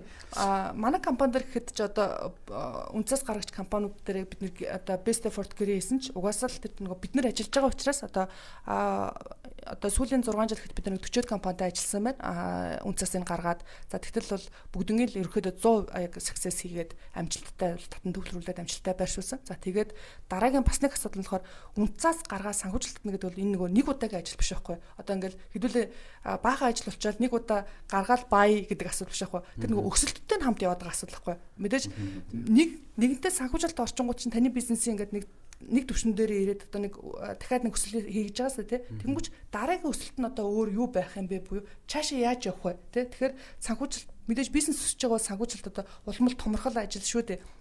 Эсвэл одоо нэг өөр хувилбараар ч юм уу тий бонд гаргаж байгаад IPO хийх гэдэг. Тэгэхээр энэ ингээд нөгөө олон урт хугацааны хамтын ажиллагааны асуудал болчиход байгаа гэсэн. Тэгвэл бүр өөр өнцгөр асууя л да тий. Жишээлбэл өвдөсийн маркет дээр ингээд та 40-од төсөл гэж сая хэллээ тий. Энэ дээр ганц өвдөсөж биш баг л та. Ямар ч тач хөрөнгө оруулагч нар бол сонирхол маш их байна тий. Магадгүй хөрөнгө оруулагч буюу энэ одоо та бүхнээр дамжуулан тодорхой хэмжээний компаниудад хөрөнгө оруулалт хийснээрээ хувь хөрөнгө оруулагчид ямар давуу тал үүсдэг вэ? Тухайгийн хоёр асуулт ер нь өөрөө хөрөнгө оруулах гэдэг байгаа юм шиг шүү дээ. Би бол яг туршаад хөрөнгө оруулалт хийгээд байгаа л да. Туршаад байгаа юм. Тий. Хөрөнгө оруулагч талдаа бол ер нь нэлээд том давуу талтай. За одоо хоёулаа зүгээр бондор жишээ аваад үзэхэд чи хадгаламж өнөөдөр нэг 13 орчим хувьтай байгаа. За бондын дундаж хүү нэг 18.5 байна. За жилийн хугацаатай гэсэн үг шүү дээ тий. За тэгээд жилийн хугацаатай 13, 18.5 гэх асуудал. За тэгэхээр 18.5 маань өөрөө одоо жилийн одоо нэг өгөөж юм бол өөр танд ямар давуу тал байгаа юм бэ гэхээр одоо жилийн хугацаанд бүгднгийн ингээд хөдлөхгүй л бариад байх тийм одоо шалгуур шаардлага байхгүй шүү дээ. Энд чинь нөгөө үнд цаас учраас хөрвүүлж болно тий. Тэгээ эзэмшсэн хугацааныхаа хүүг нь жилийн 18.5-аар бодоод мэдээж шимтгэлээ төлнө. За ингээд аавна гэсэн. За одоо магадгүй хадгаламжн дээр та байх юм бол 13-аас жилийн дундталт нь ингээд авъя гэх юм бол нөгөө торгуул шийтгэл гэдэг нэг янз бүрийн асуудал яригдах баг. За гэтэл бондон дээр бол та хагас жил эзэмсэн бол хагас жилийнхаа хүүг нь аваад тэгээ ингээд брокерийн үйлчлэгээ аваад заруулчих боломжтой. За тэгээд хүү маань бос ингээд нөгөө хэсэгчилж орж байна. Одоо жишээлбэл манай дээр гарч байгаа ихэнх бондууд бол нэг үлрэлийн хүүтэй байгаа байхгүй юу? Тий, тэгэнгүүт чинь та жилд нэг удаа хүү авдаг биш. Одоо жилд 4 удаа мөнгө өрсгөл бий болгоо хүү авдаг. Ийм одоо орлоготой болчих, хөрөнгө орлоготой болчих байгаа байхгүй юу? За тэгэхээр чахваа захирал одоо буцаагаад тэрүүгээр одоо нөгөө өөр хөрөнгө оруулалт хийж болох нь шүү дээ, тий. За тэгэхээр магадгүй одоо нөгөө байгаа хөрөнгөө эрсдэлд оруулахгүйгээр бондонд хийчээд за тэгжээснэ үлрэрлийнхаа хүүгээр нь одоо өсөлттэй байх гэдэг шин тутамдаа хөгжиж байгаа бизнесүүдэд хувьцааг нь эзэмших чинь. За яг IT хүмүүс жишээл өөр яаж шин тэ. За яг магадгүй одоо жишээлх юм бол ETF-ийг авч болж штэ биткойны ETF нь одоо ингээ хүлэмжшөөрөгдчихлээ. Биткойны ETF-ийг бас авах боломжтой гэсэн. За ингэнгүүт чинь нөгөө таны үндсэн хөрөнгө чинь эрсдэхгүй мөртлөө дунд нь би болж байгаа та мөнгө урсгалынхаа тэр орлогоор нь дахиад одоо өөр ассет бий болгоод тэрэн дээрээсээ одоо нөгөө хүсэл авах энэ боломж байгаа нь бол хөрөнгө оруулагч нар бол бас асар том давуу тал. За тэгэхээр энэ OTC маркетинг ингээд сүүлийн 2 жил одоо яваад байгаа гол шалтгаан чинь энэ давуу талууд байгаа юм байна гэдээ мэдээж нөгөө хадгаламжтай ч юм ингээд хөрөнгөтэй хүмүүс чинь хохроод ингээд тектоник хөдөлгөөн ороод ийшээ ингээд яваад байгаа хөөх. За тэгэхээр энэ бол цаашаа ч гэсэн улам явах боломжтой. За ягаад тэгэхээр өнөөдөр хадгаламж 17 их 80. Би гэс нэг юм баталгаажуулаа асууч. Энэ ч нэг хувийн орлогын албан татвар дээр баг байдаг үү? Баг байна уу? Банкны хүүнээс авч чинь 10% татвар авч байгаа тий. Хувьцаанаас энэ дээр өөр байгаа юу? За татварын төвшин дээр гэх юм бол ингэж байгаа. OTC маркет дээр бол яг 10% байгаа. За нээлттэй хөрөнгөний бирж рүү гаргаад бондн дээр те жишээлх юм бол одоо сүүлийн үед үл ABS-үүд гэдэг нэг банк усууд зээлийн багцаа барьцаалаад тусгаарлаад ингээд нэг бүтээгдэхүүн гаргаад байгаа. Тэрэн дээр бол одоо 5% болж байна. Одоо хөрөнгөний бирж дээр нээлттэй гарах юм бол 5% баггүй таны олж байгаа орлогоноос. За ноогдлшгийн татвар маань болохоор одоо бүр 90% хөнгөлөгдөж байгаа. Тэгэхээр 1% болж байгаа. Одоо та нээлттэй компаниас одоо ноогдол шиг авах юм бол 1% татвар төлөхөөр ийм зохицуулттай болж эхэлж байгаа. За ингээр бол мэдээж татварын хувьд бол хөрөнгө оруулагч талдаа ээлтэй. За үнцаас гаргах талдаа ч гэсэн бас татвараас одоо ээлтэй нөхцлүүд бол орж иж байгаа. За жишээлбэл та олон нийтэд үнцаас гаргасан нийт зардлаа одоо 20% өсгөөд одоо татвар ногдох зардлаасаа ингээд нөгөө бий болгох хасчгаа гэдэг ийм юу орж иж байгаа. Зохицуулт орж ирж байгаа. За тэгэхээр энэ маань бас одоо нэг арай л одоо олон нийтэд санхүүжилтад нээлттэй болооч. За энэ нэг капитал маркет дээр ингээд бий болох нь компаниудад өөрөө ингээд хэрэгтэй шүү гэдэг байдлаар юм зохицуултууд бол одоо хууль эрх зүйн зохицуулт бол ингээд ороод ирсэн. Ингээд явж байгаа. Би яг одоо бонд руу орох уу? Бовш IPO руу орох уу? IPO дээр бас яг асуумаар байдаг. IPO дээр ингээд за хөрөнгө босгох чинь тий. Гэтэ дугаар эхлэхэд л хэлчихсэн нэг олон нийтээс хамааралтай санхүү тайлна гээл. Тэгэхээр сая хэд хоногийн өмнө нямтаашир цэглэрийг сонсонгууд тэдний бол ингээд гэр бүлийн дүү бизнесүүд явааддаг тий. Төрөөс болохоор илүү нээлттэй компани болохыг ингээд дэмжиж идэг, хөрөнгөний зах зээлээ дэмжих гэдэг.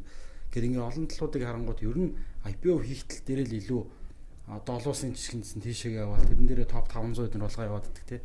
Тэгэхээр IPO хийх ер нь компанид ямар ийм нийтлэг давуу талаас нөр давуу тал үү. Тэр одоо ингээд олон нээлттэй болоод шууд борлуулалт төст юм уу? Тэр хүмүүс нь үнэхээр хэрэгэлд юм уу те? Ийм тодорхойгүй юм байгаа юм л да. Нөгөө талдаа энэ амар их ажил те. Бас ингээд олон нийтийн өмнө шууд хариуцлага хүлээчих гээд байгаа юм шиг. Дээс одоо хариуцлагын хувьд бол амар хариуцлага шүү дээ. Одоо олон хүмүүсийн мөнгийг авчираад нэг доор тавиад тэгээ амлалт өгөөд одоо ингээд нөгөө бизнес чинь ингээд нээлттэй болчихж шүү дээ. За тэгэхээр хариуцлага байгаа. За ил тод байдал гэдэг асуудалтай одоо нөгөө захирал нь хэдэн төгрөгийн цалин авч яа, ямар бонустай байна гэтэргээл.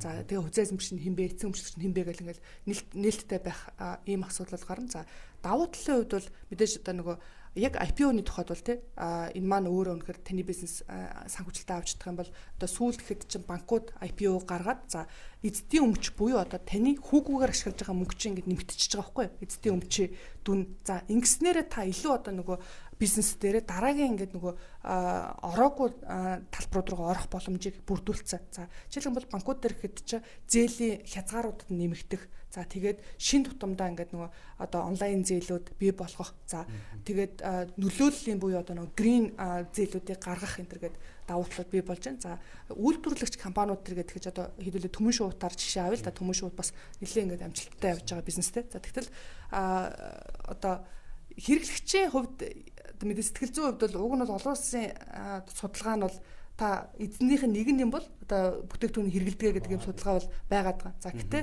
маркетингийн хувьд бас тэр чинь арай илүү ингээд нөгөө давуу тал бий болчихж байна. За яг санхүү талаасаа аваад үзэх юм бол мэдээж хүүгүү санхүүжилт ороод ирчихэж байна. За нөгөө талаасаа гэх юм бол эзэдүүдийн хувьд бол энэ нөгөө нэг яг үнэлгээ нь ингээд бирж дээр тогтцсон буюу одоо ойлгомжтой тий тэрийг одоо нөгөө барьцаа хөрөнгө болгох боломжтой хөрвүүлэх боломжтой тий за дараагийн нэг асуудал нь болохоор нөгөө улс төрийн эрсдлээс бас энэ чинь одоо тэгээ олон нийтийн компани болчиход байна шүү дээ. Тэгтэл энэ чинь нэг family business ч юм уу эсвэл хэн нэгэн хүний бизнес биш олон нийтийн компани учраас за танилцуулган дээр хүртэл энэ арай өөр асуудал болж ирнэ. За тэгэхээр улс төрийн эрсдлийн хувьд бол ингээд одоо нэлээд том юм давуу талыг бол авна гэж харж байгаа. За тэгээд яг эзэн хүний хувьд те магадгүй одоо та хэрвээ нэг компанийхаа 80% ч юм уу 60% эзэмшдэг бол одоо нөгөө хилтлээд ингээд зараат ч юм уу ингээд явхад яг хаалттай компанид бол асар их асуудал шүү дээ те одоо улсын бүртгэл дээр дараагийнхаа нэг хөв эзэмшдэр санал болгон ч юм уу гэтэл нээлттэй компанийн хувьд бол энэ нөгөө бирж дээр арилжаалагдах боломжтой. За тэгээд дараагийн нэг асуудал нь болохоор магадгүй одоо ингээд банкны санхүүжилтэн дээр өөр төрлийн санхүүжилт дээр хэвчээ барьцаа өрнг байдлаар бол тавих боломжтой. За нээлттэй компаниуд бол энийг бол бас нэлээд том давуу тал болгож бол ашигладаг байгаад байна. Бизнес эрхлэгч хүний хувьд хамгийн үнэтэй зүйл бол цаг хугацаа. Та гадаадд аялахдаа нийслэг, зочид буудал, групп аялал, даатгал зэргийг олох гэж олон газар руу холбогдож, олон вебсайт ухаж цагаа алдсаар байна уу? Тэгвэл энэхүү асуудлыг iTrip application шийдэж, дээрх бүх үйлчилгээг ганцхан платформоос авах боломжийг танд олгож байна. Аялал бол амьдрал ёо. iTrip.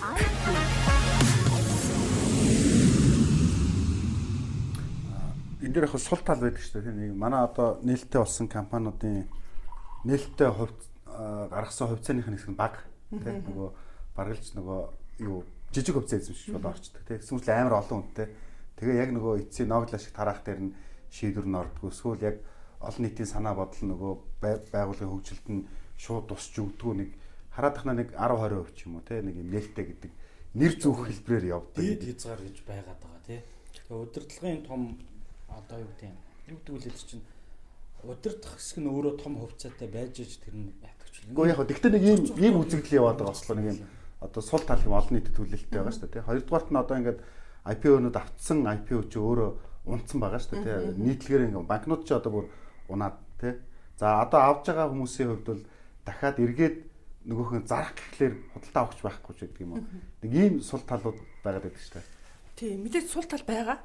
За жишээлбэл хөрөх чадрын асуудал байна. За тэр нөгөө нээлттэй жижиг хувьцаа эзэмшлийн хувийн асуудал гэл ингээл та дурдлаа. Тэгэхээр энэ бол нөгөө зах зээлийн хөгжлийн шатандаа л явж байна л гэж харж байгаа. За нэг талаасаа энэ нөгөө нэг хизээ ингээд гоё болоод ч юм уу явах гэхээр одоо ингээл хийгээл явахгүй хизээч ирэхгүй л ахalta тий. Тэгэхээр нөгөө мэрэгжлийн хөрөнгө оруулагч нар маа ч юм уу эсвэл одоо нөгөө арай нэг чадaltaй дараагийн өөр хөрөнгө оруулагч нар маа орж иржээж за тэгээд тэр нь одоо процесс нь бол бий болоод эхнээсээ ингээл үүсэл явж байна л да. За тэгэхээр яг өнөөдөр бол зах зээл дээр бол одоо IPO-н дээр бол сул талууд бол нэлээх байгаа. Гэтэ энэ бол ингээд цааш ингээд илүү төгөлдрчөөд ингээд явах байхаа. Ягаад тэгэхээр Монголын өргөн цэцэрлээ одоо нэг 20 жил болсон ч гэсэн яг үндэ бол хийх ажил бол асар их байгаа. За тэгэхээр хийх ажил буюу асуудал байна гэдэг чинь бол ингээд нэг боломж бол нэлээх айл алтай оролцогч бүх талуудад боломж бол байгаа л гэж харагдаж байгаа. Гэтэ жилийн жилд нэмэгдэж байгаа тий. Тэг жилийн жилд нэмэгдэж байгаа. За одоо ингээд ботход ч гэдэг банкуд сүүлд орж ирснээр ихэд чинь зах зээлийг 2.3 дахин нэмэгдүүлчихсэн байгаа даахгүй. Зах зээлийн үнэлгээг нь шүү дээ. За ингээд явангууд ч одоо нөгөө магадгүй одоо зөвхөн нөгөө нэг хөрөнгөний зах зээл ч дотооддоо эргэлдээд байгаа асуудал биш байхгүй. Гадны хөрөнгө оруулагч нар орох боломжтой. За гадны хөрөнгө оруулагч нар за хаалтай компани руу шууд орох уу, нээлттэй компани руу орох уу мэдээж нээлттэй компани руу одоо өндөр хувь аваад ч юм уу орж ирэх нь өөрөө давуу тал, хамгаалалтын асуудал. За тэгээд хөрөх чадварын асуудал, хууль эрхцээ айгуу том давуу талууд болох байхгүй. За ингэнгүүт чи зах зээл нь өөрөө ингээд нөгөө хүний сонирхолд анхаарлыг татгууц болж иж тухайн хөрөнгө оруулагч нар ч орж иж. Тэгэхгүй ингээд нэг компани хөрөнгө оруулалтын судалгаач өөрөө нэлээх цаг хөрөнгө мөнгө зарцуулагдаж байхад чи энэ дээр нөгөө жижиг дүн дээр яриад байх нь өөрөө сонирхолгүй болж байгаа. За бид нэр сүүлд жишээлбэл Хонконгод одоо төслөө танилцуулаад явсан. За тэгтэл бол тухайн ингээд хөрөнгө оруулагч нарын тавьж байгаа тий үнийн дүн болохоор одоо хамгийн багадаа нэг 10 сая доллароос ингээд дээшээ бол ингээд бид нэр листэндээ оруулаад дидэрийнхаа юу руу оруулъя л гэж аах. Тэгэхэд л тийм хэмжээний санхүүжилтийг авч чадах компаниуд одоо ингээд эхнээсээ ингээд бий болоод явж байгаа л да тий. Асуудал айгүйх байгаа. Гэтэ одоо жишээлбэл топ 100 аж ахуй нэгжээс гэхэд чи 10-ын дотор л одоо листэд байгаа байхгүй. За тэгэхээр тэр нөгөө нэг даахуус хэмжээнүүд компаниуд нь ороод ирэхээр энэ нөгөө эргээд байгаа жижиг хөрөнгө оруулагч нар эрх ашиг нь одоо том хүмүүс орж ижиж тэр жижиг хөрөнгө оруулагч нар эрх ашиг нь хамгаалагдсан ч юм уу те ийм юмнууд бол би болох байх. Тэрнээс бол одоо нөгөө бүгдөө жижигхэн гэхдээ дахиад нэг гэр бүлийн том хөрөнгө оруулагч нартай ингээд одоо шаардлага тавиад ингэж явна гэдэг уус дэлхийн нийтээрээ тийм жижиг байхгүй. Эсрэг талд нь нөгөө жижиг хөрөнгө оруулагч нарын одоо талд нь ч юм уу дахиад нэг том хөрөнгө оруулагч байж одоо Апугийн жишээ шүү дээ хамгийн сайн жишээ бол одоо нэг талаасаа шунхлаа нэг талаас одоо Хайнекен ахгүй. Тэгтэл Хайнекенийхэн жижиг хувьцаа эзэмшнэ ч юм уу нөгөө эсрэг талын хувьцаа эзэмш байснараа жижиг хувьцаа эзэмших эрх шиг маш их одоо хамгаалагдаж байгаа. Тэгэхээр яг ийм жишээнүүд л ингээл нөгөө төгөлдржөөл явах хэрэгтэй байх л та. Хаан банкц одоо Япон тал байгаа шүү дээ. Тийм шүү дээ. Эргэтгэж байснараа бие бинийгээ хямдаг тий. Нэгдсэн ареста алсын хараатай шийдвэр гардаг ч юм уу. Тий ингэснээр одоо нөгөө ядаж дотоод аудитын сайжрын одоо сайн байгаа. За тэгээд нөгөө хувьцаа эзэмшид хүргэж байгаа мэдээлэл нь сайн байгаа дэрэмбэт чи дагаа жижиг хөрөнгө оруулагч нарын эрх ашиг нь одоо хамгаалагдах ийм асуудал болчих жоо. Тэгэхээр магадгүй хэрвээ жижиг хөрөнгө оруулагч нар маань тэгвэл бид нар яах юм бэ гэх юм бол одоо нэг талд нь том хөрөнгө оруулагч байгаа компани руу оролдоо тий одоо тийм компаниуд бас байгаа шүү дээ эхнээсээ. За тэгэхээр энэ нөөрөө ингээл дараагийн IPO хийх гэж байгаа компанид ч юм уу одоо стратегийн хөрөнгө оруулагч нараараа одоо шинэ орж ирж байгаа хөрөнгө оруулагч нараа дахиад нэг том хөрөнгө оруулагч оруулж ирэх нь өөрөө бас жижиг хөрөнгө оруулагч нарын тавьж байгаа шаардлага болоод байна гэдэг ингээд чааш ингээл явах бол. Сүүлд би анзаарсан Монбиф буцаж худалдаад авчлаа. Танах гаргасан санаж байна. Тэгсэн. Юуных нь лендийнхэн жил болгоны тайлан дээр ингээд хэдэн хувийг авлаа гэдэг 40 орчим орч билүү. Одоо харагдав. Өөрсдийнхөө гаргасан хувьцааг тэр одоо компани нь буцаж худалдаж аваад тэр эзэмшигчийн компани өөрөө болоо яваад байна. Яг тэр чинь хувьцаагаа унагчингуудаа өөрөө худалдаж аваад бас нөгөө хямд үнэтэй зарчаад хямд аваад байгаа гэсэн үг үстэй. Гэхдээ чи 25-аар гарцсан нэг хэсэг суугасч байсан нь одоо ингээд тогтворчсон. Тэгээ буцаад худалдаж аваад байгаа нь ашгаараа аваад байгаа нь бас хэрүүл харагдаад. Ер нь бол би зүгээр харахад буцаад ял хан шансан дээр нь аваад байхад 30% компани өөрөө эзэмшдэгч байж болохоор юм шиг харагдаад байгаа байхгүй. Тэгэхээр тэр бол бас байгаад идэм билээ тий. Тий энэ хоёр жишээ нь жоохон хоёр өөр жишээл болоод явчлаа л да. Мэдээж нэг нь ленд бол одоо нөгөө үйл ажиллагаагаа явуулаад за тэр чинь нөгөө хувьцаагаа хямдхан байна гэдээ одоо өөрсдөр байгаа мөнгнөөсөө бас зах зээлээрээс татаж авч байгаа байх тий. Одоо би бас яг лендийн жишээн дээр өөр ажиллагааг болохоор мэдгүй. За Монбифийн хувьд болохоор жоохон өөр жишээ болсон. За энэ нь болохоор олон нийт рүү хувьцаагаа ингээд гаргаад за бизнесээ болохоор арай нөгөө жижиг цар хүрээгээр төлөлөөд би олон нийтээс татсан санхүүжилт маань энэ бизнесийгээ ингээд нөгөө бүхлөөр нь томоор ингээд хийхэд бол хангалттай биш байна. За тэгэхээр одоо нөгөө Тамбогд групп бол том хувьцаа эзэмшиж байсан. За тэгэхээр Тамбогд группийн хувьд бол нээлттэй компани одоо жижиг хитрхи жижиг компаниг нээлттэй компани болгоод явах нь өөрөө одоо процессын хувьд ч та уян хата шийдвэр гаргалтын хувьд за дараагийн санхүүжилтийг татах хувьд ч тэр за нөгөө талаас төлөвлөгөөнөөс дахиад нэг хэдэн жилээр одоо алдагдал бол нэмэгдэж гарах нэ. Энэ нь өөрөө ингээд тий асуудал болж байна гэдэг байдлаар зах зээл дээр гаргасан хувьцаагаа татаж аваад одоо хувьцаат компани хийгээ болгосон ийм жишээ байгаа. Тий тэгэхээр бол яг төлөвлөжсэн төлөвлөгөөн дээрээс одоо нэлийн их зүйлүүд ингээд өөрчлөгдөд за тэгээд бизнесээ бол зөвхөн одоо нөгөө өхөр худалдаж аваад одоо 100 хоног тижээгээд ингээ явдаг циклээсээ бол өөрчлөё тий гэдэг тэрэн дээр нэмэлт санхүүжилтийн хэмжээнүүд шийдвэрээс явсан байна шүү дээ тий. Өндөр байсан учраас бол тэгээд би гэдэг Монбифиг хувьцааныг нь авъя гэж хүсэл төрөөгүй. Жишээлбэл хувь хүний инвестор байлаа гэж бодоход Би бас нэг шинэ хувьцаанаас ингээд нэг юу гэдэг чадвал нэг 100,000 төгрөг авчдаг л да. Яг нь мэдээлэлд өөр байх амар байдаг. Яг нэг сая төгрөг биш 100,000 төгрөг. Тэгээд яасан чинь төсөл нь амар жижигхэн байсан надад. Тэгээд энэ төслөөс ашиг ийм жижигхэн төслөөс ашиг олгоод хизээ над ноогд ашиг өгөөд хизээ миний хувьцааны үнэлгээ өсөх нь амар эргэлзээтэй байсан учраас би 100,000 гарч аваагүй. Сая CEO ч гэсэн байна шүү дээ. Ингээ харахад 20 хэдэн тэрбумын энэ юу болоод байгаа юм бол нөгөө зарим бизнесийг ойлгодог гэдэг шиг яагаад яад юм бол гэ цаанаа мэдээж том вижн ч юм уу юмнууд байдаг л байх л та. Monbeef дээр бид зарж ирсэн. Тэгээ Monbeef-ийн бас нэг сонирхолтой жишээ нь 1 жил рүү 2 жил рүү би яг дараагийн асуулт нь хэр удаж ээж IPO хийгээд байна. Маш хурдан хийсэн Monbeef. Клиент гэсэн стартап гээл продакта нэгэл зах зээл хамгаалах юмнууд байсан юм шиг. Шууд нөгөө бараг ч юу юм биш үү? Амар олон жил ийм буруу сахилга баттаа санхүүгийн буруу юутай явснаас бараг шинээр үүсэж байгаа компанийн хувьд энэ илүү хурдан давчлах боломж харагдаж байна. Тэгэхээр хэдийн хугацааны дотор тэр бэлтгэлийг хийгээд өстой хоёлаа өнөөдөр компани байгуулад 26 он харин тий 1-р сард анхнаас нь зөв тайлантай яа. Хамаач Хөөс мөл айгуу сайн авч явж байгаа. Гэрээ даалгавраа сайн хийгээ тий. За. Яг одоо энэ дээр бас ингээд нөгөө зах зээл бас өөр сураал хөгжөөл явж байна л да тий. За хамгийн багадаа 1 жил гэж байгаа шалгуур шаардлага бол байгаад яг хууль эрхцэн хувьд ч тий.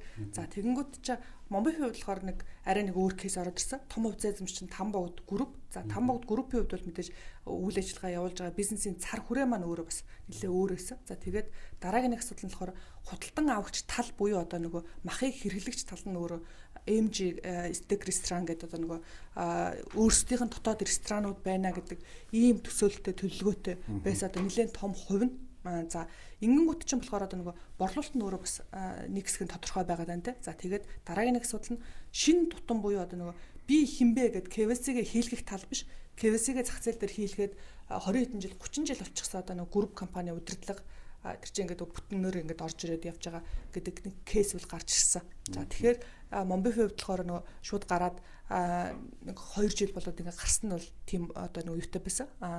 Тэгж одоо шалгуур шаардлага хангасан гэсэн үг шүү дээ. Тэгэхээр шууд гарч ирээд зах зээл рүү ингээд IPO хийх боломжтой яг бол одоо нөгөө мэдээж гарцсан кейсүүд байгаа учраас боломжтой. За гэхдээ гарцсан кейсүүдээс эргээд харахад бол за энэ нь өөрөө бас одоо тодорхой хэмжээний сул тал байдсан байна гэдэг одоо нөгөө зах зээл дээр бас ингээд хичээл цаагаа сургамж өгөөл ингээд явж байна л да. Тэгэхээр сул тал бол байгаа.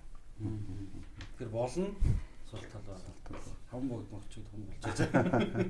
За илэр одоо би муу талаас нь л асуу. За би нэг компанитай нөгөө компаниг 10 жил болцсон. Гэтэ нэг юм бодлоотой явсан тий нэг ингээ тэгэнгүүт олон байгаа шүү тийм. Охин компани байгуулад тэрэн дээрээ одоо юу гэдгийг зэгстэй явж байгаад нөгөө бид нар чинь подкаст өөрөө бизнесийн талаар зориулсан тэр хүмүүс сонсож байгаа шүү дээ тий нөгөө өмнөхөө зэгцлэгээсээ илүү нэг шинэ компани охин компани эзэмшээ. Тэгэхээр толгой компани өөр одоо эзэмшиж байгаа юм охин компани дээр юу гаргаж болох вэ? IPO охин компанийхаа юм дээр давхар нөгөө нэг юу гэдгийг толгой компани руу н одоо тэр нэг аудит босод юмнууд нь орох уу гэж байгаа байхгүй. За ингэн охин компани байгуулагдаад тэр бизнесийн хүрээнд л яригдах байхгүй. Гэтэл охин компани дээр яг бие даасан бизнес байх боломжтой юу гэдэг асуудал чинь өөрөө номер 1 асуудал чухал асуудал болчихж шүү дээ.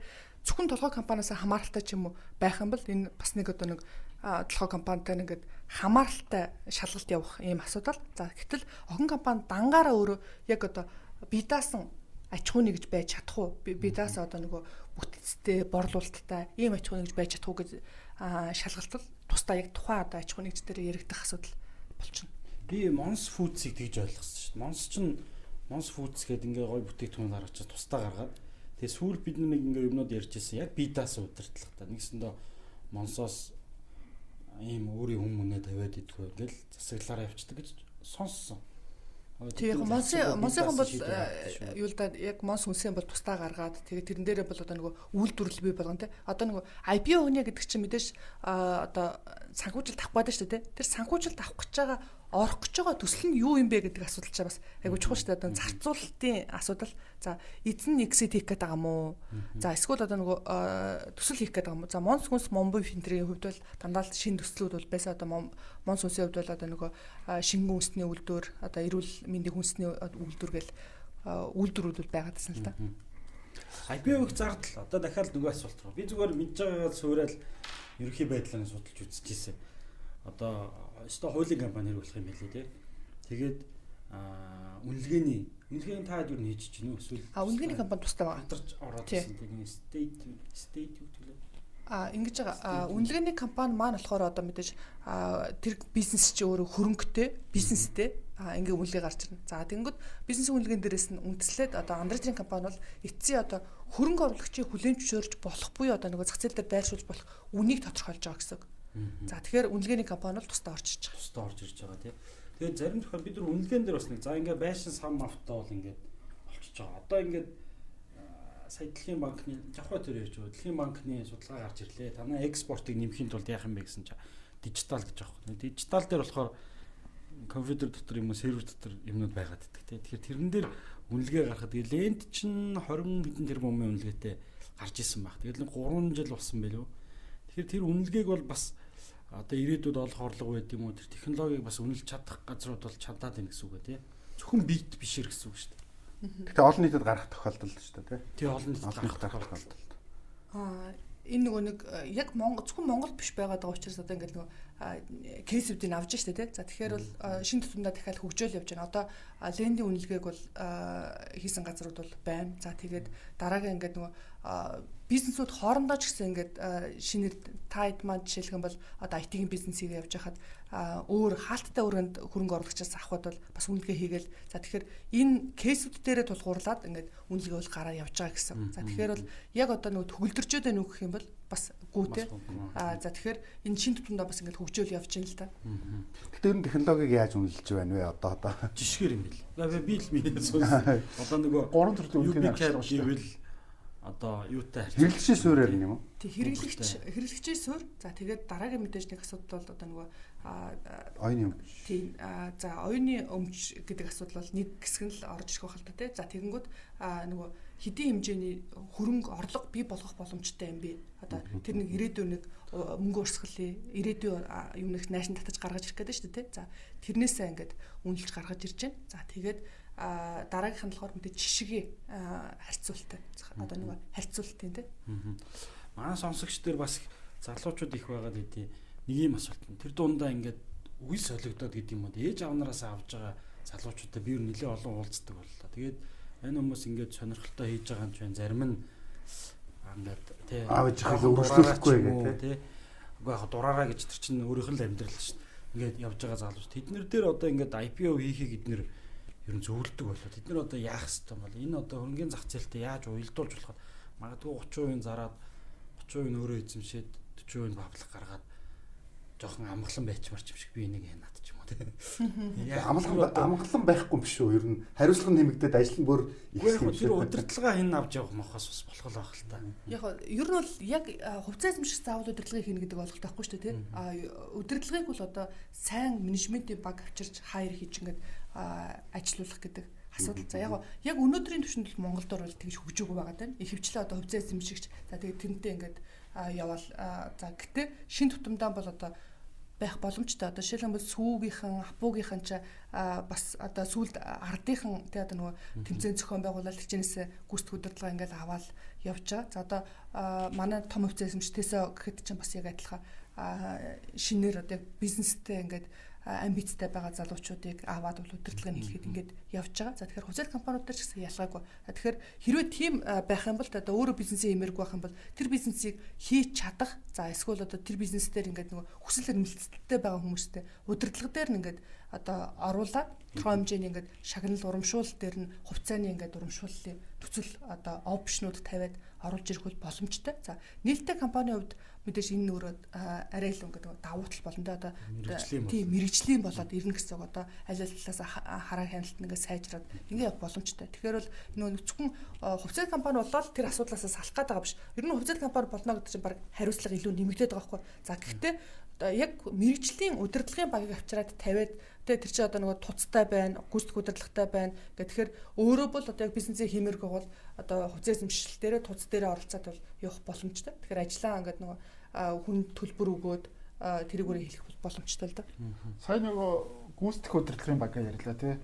Тэгээд гадны одоо нөгөө зөвлөмжүүдийг уншиж хахад IPO тэгээ OTC маркетээр тэр инвестмент хийх гэж байгаа бол та менежмент тимийг одоо evaluation хийх, үнэлэх гэдэг юм маш чухал гэдэг байна л да. Тэгэхээр магадгүй одоо бид нар ялангуяа ингээ ирээдүйд хөрөнгө оруулалт татнаа гэж байгаа тохиолдолд ер нь менежмент тимийн компаниудын одоо эцэд бол нэгдүгээр доктортой авч явах, хоёрдугаар тэрийг хөгжүүлэх те нэр хүндийг нь одоо өсгөх гэдэг энэ зүйлс ач холбогдолтой юм байна гэж би ойлголоо. Энэ тал дээр ер нь манай жишээ ямар байдаг вэ? Одоо энэ дээр ер нь бол маш их анхаарч байна. За ягаад тэгэхээр тухайн хөрөнгө оруулагч нэг талаасаа би хинтээ хамт ширээн цугч байгаа юм бэ гэдгээ айгу ач холбогдлож байна те. Одоо би хинтээ хамт хувьцаас биш гэдэг. За нөгөө талаасаа энэ бизнесийг хэн авч явах юм бэ? Тэр маань өөрөө хэр доктортой бөгөөд дадлаг туршлагатай, чадамжтай юм бэ гэдэг асуудал дээр айгу ач холбогдлож байна. За тэгэхээр бол зайлшгүй би болоод явж байна л да. За манай жишээн дээр гэхэд одоо хаан банк жишээлхэн бол одоо яг хараат бус удирдлагад одоо ерөн банкуд баг бүгдөө л хараат бус яг мэрэгжлийн удирдлагын багууд ингээл аваа явж байна. За тэгээд ер нь хөвчлэн бол одоо яг дараагийн генерашн гарч ирээд мэрэгжлийн удирдлага бол ингээд шилжээд л явж байгаа ийм л байгаад байгаа.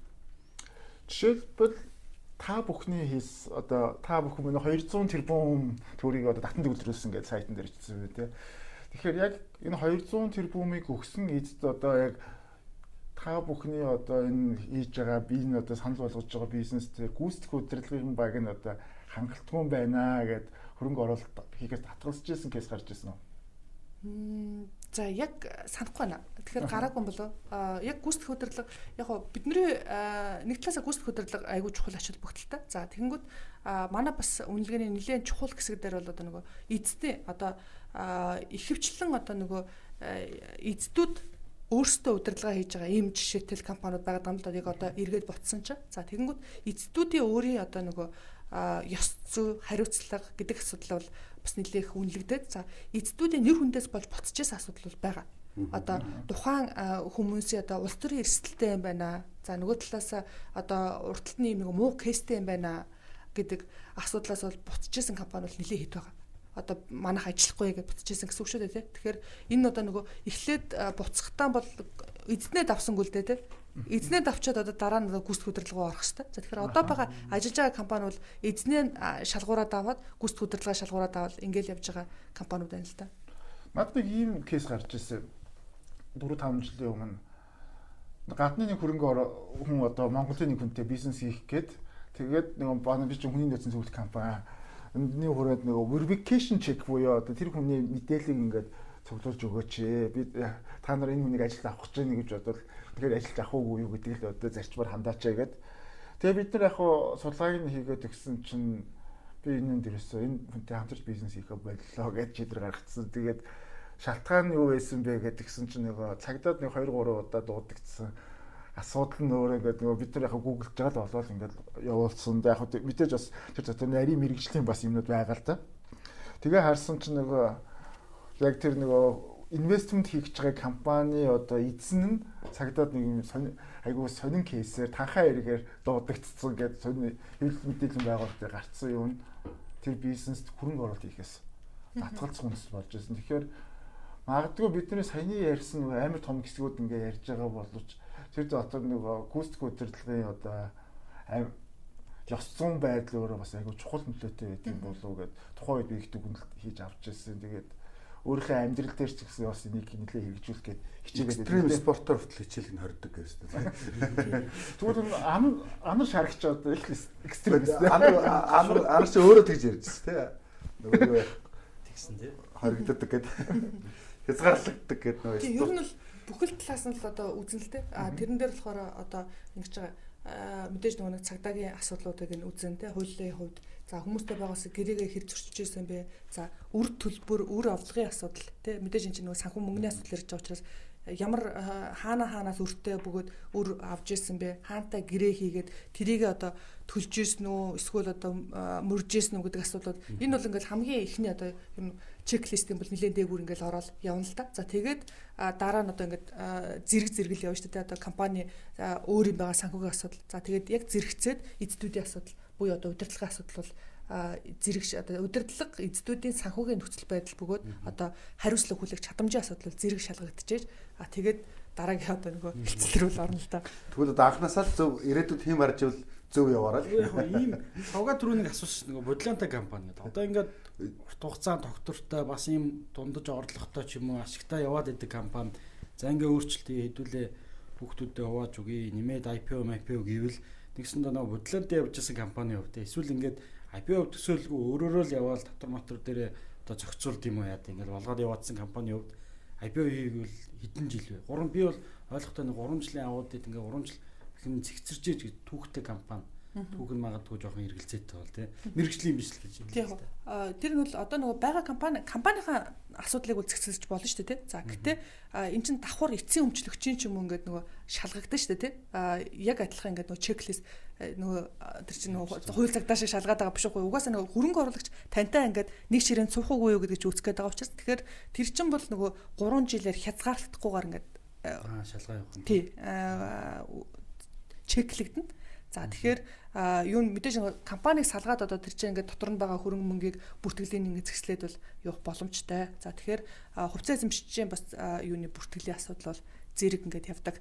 Тэгэхээр л яг нэгэнтээ хэдүүлээ угаасаа л хол зам явъя гэх юм бол тэр чинь нөгөө үнэн шудраг бөгөөд те ёс зүйтэй байдал гэдэг бол тэг зүв байх гэдэг бол бизнесийн бол анхны л асуудал шүү дээ. Тэгэхээр тэрийг нь л одоо үзээд байгаа байхгүй. Гэтэл энэ өөр ингээд хязгаарлагдаад ирэх юм бол хөрөнгө оруулагчийн хувьд бол ихтгэл үнэмшлийн хувьд бол нэлээ ингээд аслагдаад тэгээд бол боломжууд бол ингээд хумигдаал ирэх ийм л асуудал та. Би ингэж ойлгосон ш 3 жилиг төрийн болон орон нутгийн өмч хөрөнгөөр бараа ажил үйлчлэгээ авах гэдэг хууль дээр нөгөө тендер дээр орохын тулд 3 жилийн аудитын нөгөө шаардлага тавьдаг шүү дээ. Би нэг 3 жилийн аудит гэдгээр нь тэрнээс одоо наад зах нь төр худалдаа авалт хийхдээ өөрчлөлт 3 жилийн шаардлага тавьдаг гэдэг утгаараа л ер нь common одоо ийм жишглөө тогтцсон юм байна гэж би ойлгоод байна.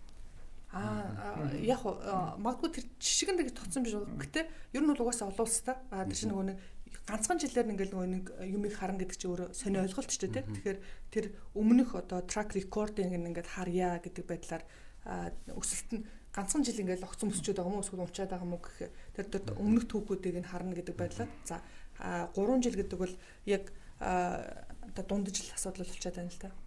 Тэгэхээр юу за банкн дээр зээл авал одоо судалгаа 14 21 гэл нэг сар мар дотор болчих واخ тий. За IPO хийгвэл одоо танаад ирч юм очиод уулзъя гэвэл хэдийн хугацааны өмнө очих. За одоо надад мөнгө хэрэг болчихлоо 2 сарын дотор болох болов уу гэж яриалахгүй. Гой план байна тий халаад өгнө гэл. За IPO хий гэдэг угаасаа шийдвэр нь өөрөө гараад баг дотооддоо ингээд нөгөө нэг хагас жилийн асуудал бол бэлтгэгддэг баг. За тэгээд яг одоо нэг Андретрийн компанитайгаа ингээд хамтраад бусад ингээд ажлууд хийгдлээ гэхэд ер нь хамгийн багадаа 6 сар.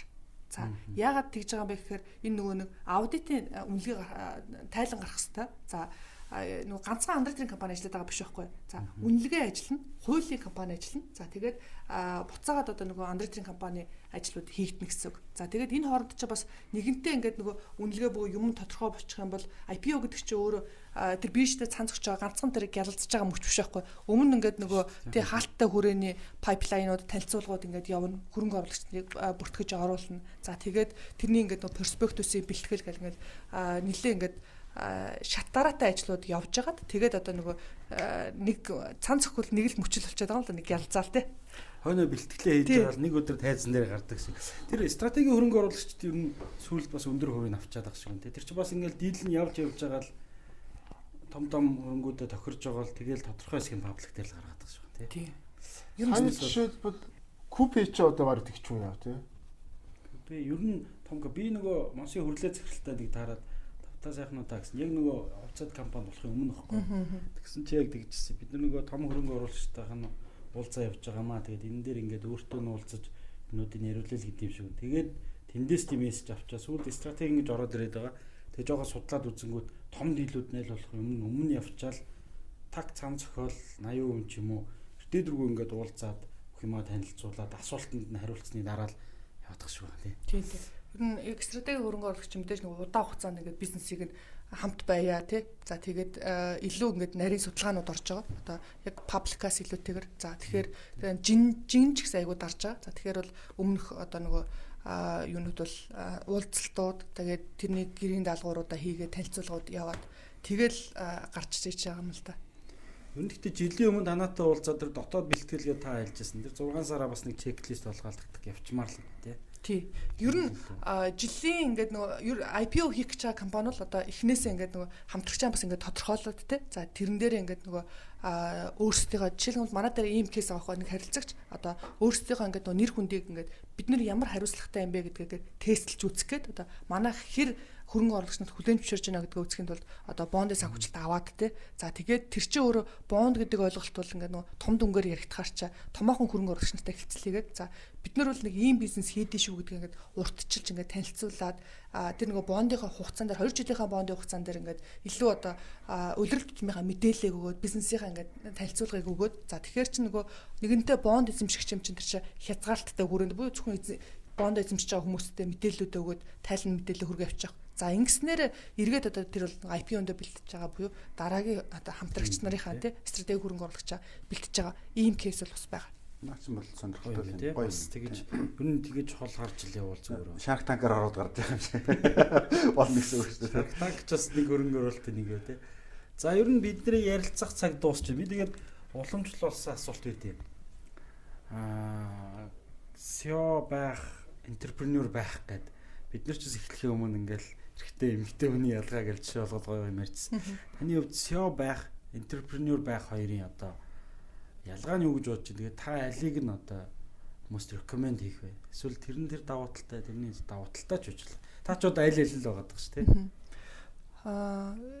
Хүний одоо нөгөө яг өөрийнх нь дурлж байгаа хэсэг юм болоо да тий. Одоо жишээлх юм бол би бол яг нөгөө капитал маркет буюу энэ ингээд аюул олон хүнээс ингээд амьдралд нь сайн эерэг нөлөө үзүүлнэ. Одоо жишээлбэл жижиг хөрөнгө оруулагч бай. Ер нь ингээд нэг санхүүгийн ингээд боломжийг зөвхөн нэгэн орлогоор ч юм ингээд хэмжих боломжгүй. Ирээдүйн нөөц боломжийг өнөөдөр ингээд одоо бий болох боломжтой шүү дээ. Тэгэхээр яг энэ талаасаа бол яг харж энэ хөрөнгө зүйн бол ингээд дурлж одоо ч гэсэн ингээд дурлалт гэдэг шиг явж байгаа. За тэгэхээр таны одоо нөгөө хүсэл мөрөөдөл чи хаана байгаа бэ гэдгээс хамаархал ах л та. За тэгэхгүй л одоо яг үндэ бол айгүй хэцүү ажиж штэ тий. Айгүй олон хүмүүсийн өмнө хариуцлага хүлээн. За тэгээд дараагийн нэг асуудал нь болохоор ингээд нөгөө багийнхан дээр амбрелла борж зогсох хэвээр. За хөрөнгө оруулагч нартайгаа хэлцлээ хийх хэвээр. Өсөлтөө хийх хэвээр гэл. Тэгэхээр тэр нөгөө таны хүсэл эрмэлзэл байхгүй бол бараг дарамт болоод явчих болуудаад хэрвээ би одоо нөгөө хүсэл эрмэлзэлтэй тим компани дээр биш бол ер нь CEO ч юм уу entrepreneur аль нь бол цаг хугацаа бөгөөд одоо зүгээр бараг л тий ер нь нэлээ үс зайлгах хайж штэ тий тэгэхээр бол та юунд дуртай байгаа тэр төлөв одоо ингээд нөгөө хаа хүртэл мөрөөдөж байгаа тий тэрнээсээ явсан дээрээ л гэж бодож байна. Тэгэхгүй л за захирал болохоор өндөр цалинтай юм чинь гэх юм бол тэр цалингаас ч илүү дарамттай шүү. Тэгээ бонус цалин баримт чинь бол 88 дугаар асуудал шүү л гэж хэлдэг тий. Тэгсэн бас нэг эсрэг л байгаа шүү дээ. Захирал дээр юм байдаг. Хуваарь бизнес эрхлэхээр бүр хэцүү. Тэгээд захирал болж амрах гэж ирсэн гэдэг нэг. Тэр чигтэй ер нь бол үнэн шүү дээ тий. Тэгэхээр одоо яг энэ логикны өгөхлөөр хуваарь бизнес эрхлэх бүр хэцүү л гэсэн үг шүү. Тийм шүү дээ. Ер нь хуваарь бизнес эрхлэгч амар олон хүмүүсийн өмнө ингээд өөрийнхөө ингээд бүх хариуцлагыг одоо яг бизнес эрхлээд тэгсээр ингээд багаа цалинжуулаад ч юм ингээл явж байгаа хэрнээ өөрсдөө ашиг аваагүй ингээл залуучууд асар их байдаг. За тэгэхээр яг хуу зохион байгуулалтын үед айгу буруу байгаад ах шиг. Гэтэ тэрийг бол бас бодож үзэх л асуудал л да. Ер нь хэрвээ хүний компанидаар захирал хийж байгаа бол бас харьцангуй багтай одоо нөгөө гүйц одоо хувьцаа эзэмшүүл хамаг ингээл хариуцлага хүлээгээл явчихаа. За яг манай компанид бол одоо гүйц хөдөлгөөн нь бол хувьцаа эзэмшигч тэгээд явахаар бол за ер нь бол яг л адилхан ингээл хамаг тий.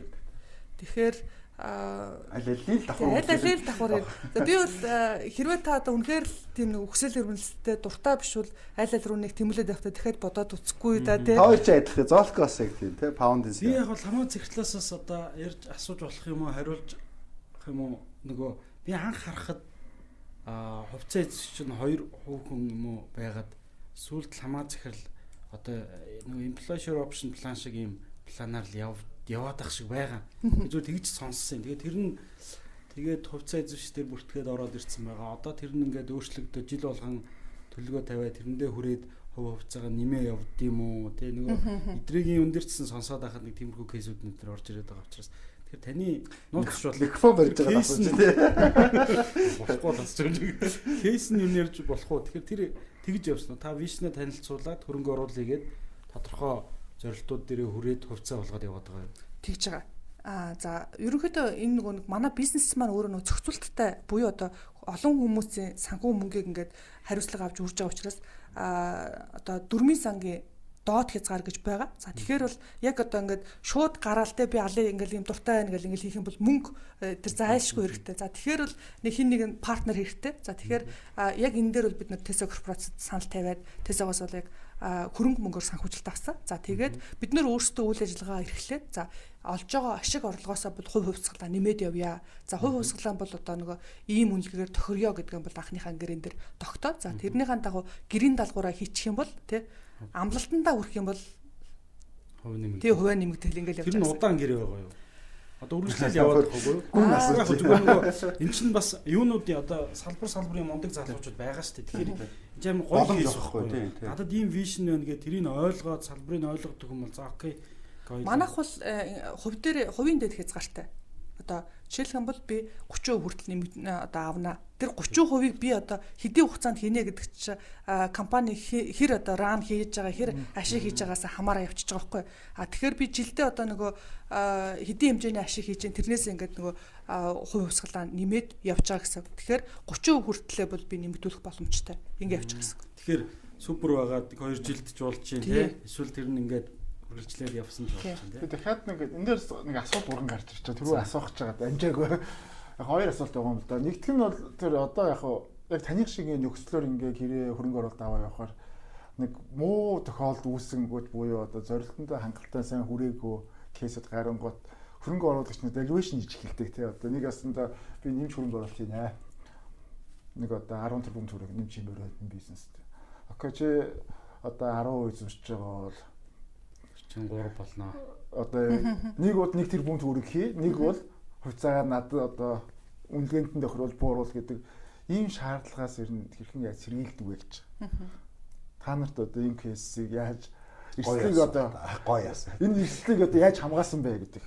За хоёр дахь нь бол хувийн шин чанартай асуулт. Буюу энэ ч бас айгүй том захирлууд манай подкастыг сонсд юм байлээ. Тэгэнгүүт энэ сүүлийн үед ингээд юм энэ маш их хаалттай өвтөсөй бондод зарагдаад их юм аа. Сүүлд нь л мэдээд их ингээд хүмүүс яриад байгаа. Энийг ер нь энэ сувг руу мэдээлэл авдаг болохын тулд яах ёстой вэ? За хоёр дахьаас нэг манай их одоо бүр халааж байгаа. Тэгэхээр нари юм орж шүү. Хоёр дахьаас нэглэж шууд call me. За. Манай Apex Capital гэдэг одоо ер нь бол нөгөө манай масс одоо яг харилцагч нартай хүрээдэг одоо мэйлийн сувг маань болохоор нэг 52,000 харилцагч нарт ингээ хүрээ явж байгаа. За тэгэхээр ер нь бол бүх танилцуулагдж байгаа зах зээл дээр танилцуулагдж байгаа продуктууд бол тухайн мэйл сувгаар бол явждаг. За тэгэхээр хамгийн энгийнтэй та гар утсан дээр ингээл авах бол мэйлд бүртгүүлэх ийм асуудал. За тэгээд дараагийн асуудал маань энэ нөгөө өвтөсийн учраас одоо мэрэгжлийн хөрөнгө оруулагчид буюу одоо ингээд нөгөө шууд ерөөхдөө утсан дээр байгаа лист рүү ингээл явж эхэлдэг. За тэгэхээр бол аль нэг одоо тий сайн зөвлөгөө өгдөг, сайн зөвлөх брокертай холбогдох бол хамгийн бас шалгарсан арга. Одоо ер нь бол мэдээллийг бол айгүй хурдан түрхэн шурхаа авдаг. За яагаад ийм нэг хязгаалттай байгаад байгаа юм бэ гэхээр өвтөсийн маркет маань өөрөө зохицуулт нь өөрөө хязгаалттай. Одоо паблик буюу одоо ингээд сошиал дээр ингээд тавиал ингээд явах боломжгүй. Тэгэхээр хаалттай хүрээний гэж яриад байгаа. Тэгэхээр хаалттай учраас одоо нөгөө утасны лист, мэйлийн лист дээр л хамгийн түрүүнд л явж байна л да. Хаалттай групптэй орчмоор байна гэж. Тэгээд хаалттай групп руу орох боломжтой. За нөгөө dilution үүсгэхээс яаж сэргийлэх вэ? За мэдээж хэрвээ бизнест одоо үнэхээр хөрөнгө оруулалт шаардлагатай бөгөөд тэр одоо нөгөө эзэдүүдээс авах шаардлага үүсгэх юм бол тэрийг одоо хамгаалах дээр бол яг ийм тэмцэгцүүлэлт бол байхгүй. За харин зөвхөн одоо нөгөө санхүүжилт гэдэг маань өөрөө ганцхан equity-гээр шийдэгдэх байгаа шүү дээ. Одоо dilution бол зөвхөн equity-г нэмэгдүүлж ижил үүсэж байгаа. За тэгэхээр таны бизнес дахиад одоо санхүүжилт шаардлагатай бол өөр хэлбэрээр санхүүжих боломжтой. Тэгэхээр хэрвээ та гүйцэтгэх удирдлага хийгээ явж байгаа бол тэр нөгөө хувилбаруудыг судлаад тэгээд энэ дээр нь одоо би саналаа ингээд одоо павра нэмээд те ингээд явах боломжтой гэсэн. За мэдээж equity-гээс өөр хувилбар гэхээр илүү одоо нөгөө төлбөр мөнгө ингээд уртжилж гардаг. За equity чинь бол хамгийн одоо нөгөө эцсийн өмчлөгч учраас уг нь бол бонд ч юм уу зээлээс илүү өндөр өгөөжл харж ороод байгаа шүү дээ. Гэтэл тэрнээс одоо нөгөө арай наагуурхнандаа одоо ингээд хүүгийн төлбөр төлөөд ингээд явах чинь хувилбарууд бол байгаа шүү дээ. Тэгэхээр бол одоо бизнес нь өсгөөд байхад аль талаасаа нэмэгчгүй хасчихгүй шүү гэд ингээд байгаад ах юм бол гүйцэтгэх удирдлагад бол жоохон буруу болов уу гэж би бол харж байна. Өсөлт байгаа бол та тэрнийг бас одоо нөгөө аль нэг инвестментийг хийгээл өсгөх ёстой шүү дээ. Тэгэхээр ганцхан өөрийнхөө эрх ашигыг бодоод тэр нөгөө зах зээлийн тэлтийг ч юм уу ингээ хаагаа суугаад ах нь бол боломжгүй баг. За өөр хувилбар одоо яг хувьцаанаас өөр бусад хувилбарыг бол бас ашиглаад тэрийг ингээд нөгөө дааж чадах уу гэдэг асуудлыг бол одоо нөгөө хувьцаа эзэмшигчтэй хэлцэг бол боломжтой байна л гэж харж байна. Танд өөрт чинь санаа байсан уу? Үгүй яах одоо ингэдэг л дээ нөгөө манайд ч бас ингээд тодорхой одоо гарааны бизнесүүд дээр хөрөнгө оруулалт хийдэг angel investment компаниуд бий болчлоо. Тэгээ эндээс одоо нэг хит хитэн нөгөө bad case-д, муу case-уд гарсан. За магадгүй саяны одоо саяхан болж өнгөрсөн бидний марцчихсан цар тахлын үед бол маш их олон бизнесүүд бас хүн цохилт боллоо тий. Энэ тодорхой одоо компани гүйцэтгэх одоо жижиг хувьцаа эзэмшигч гүйцэтгэх удирдлагын багт ажиллаж байгаа хүмүүс дээр томоохон одоо бизнес хөрөнгө оруулагч нар нь шахан гаргах бодгыг одоо энэ дэлмээр хийлээ гэл тий. Та нар одоо энэ ковидын цар тахлын үед одоо ингэсэн одоо том сэргэлт болох гэж байна. Энэ дээр одоо бид нар алмаар байна тий гэд нэг юм үнцэг гаргаж ирэнгүүт бид нар олонхын шийдвэрээр хөрөнгө оруулалт хийхээр боллоо. Чи зөвхөн нэг бол хөрөнгө оруулалт хий, нэг бол хувьцаагаа өгөөд хол бай гэдэг ийм шахалтууд их ирсэн гэдэг юм сураг дуулсан. Тэгээд энэ маань өөрөө бас нөгөө тийм angel investor-уудын одоо инвестицид итгэх одоо хүмүүсийн итгэлийг нэлээд одоо бас бууруулсан болов уу гэж би хувьдаа бодож ирсэн. Тэгээд яг хөө миний кейсүүд дээр бол өөрийн одоо кейсүүд дээр бол яг энэ дээр эрсдлийн хамгаалалт тодорхой ийм гэрээний зохицуултууд өгөл хийж ирсэн. Тэгээд тэр талаас би нөгөө танаас асуулт асуугаад байлаа л да. Одоо магадгүй хөрөнгө оруулагчтайгаа тийм хаалтын гэрээ хийж чадсан уу те чадсан бол одоо тэр нь ямар одоо хуулийн зүйл заалтаар байдгийг гэдэргээл те. Яг миний кейс дээр бол хаалт бол хийгээгүй. Гэхдээ бол мэдээж нөгөө үнэлгээний асуудал шүү дээ. Хэрвээ та гарах юм бол бизнесээ одоо нөгөө яаж үнэлэх юм бэ? За нөгөө талч авахгүй байх юм бол өөр хүнд бас яг одоо бодитоор үнэлээд зарах эрх ч юм уу тий байж болох л алт. Тэгэхээр үнэлгээний асуудал буюу та одоо тэр тухайн бизнесийг мэдээж өөрөө ингээд ран хийгээд явж байгаа бол тэр бизнесээ одоо нөгөө яаж үнэлэх юм бэ гэдэг тэр үнэлгээг тогтоох боломж нь өөрөө танд бас байгаа юм биш үү гэж харж байна л да. Би нэрээ бас тэр юм хийгээгүй юм биш үү? Ер нь хийгээгүй шүү. Одоо ингээд ингэж болох юм байна л да. Би таны хөрөнгө оруулагч байсан бол ингэж болчих. За ADB-гийн юу хуваар бол ингээ харах юм бол дараа жилийн Монголын экономи бол 6.2% өсөлт гэж байна. За Монгол улс түүхэндээ нүүрсний экспорт бол одоо дараа жил дахиад рекорд тогтооно. Монголын экономи бол амар өсөлт гэж. Энд чинь одоо дээр нь нэмээд өчнөө олон одоо компани ногдлоо шиг ер нь харах гэж байна. Энэ мөнгнүүд одоо ингээд тодорхой өвтөсөн маркет руу ч юм уу орох юм байна.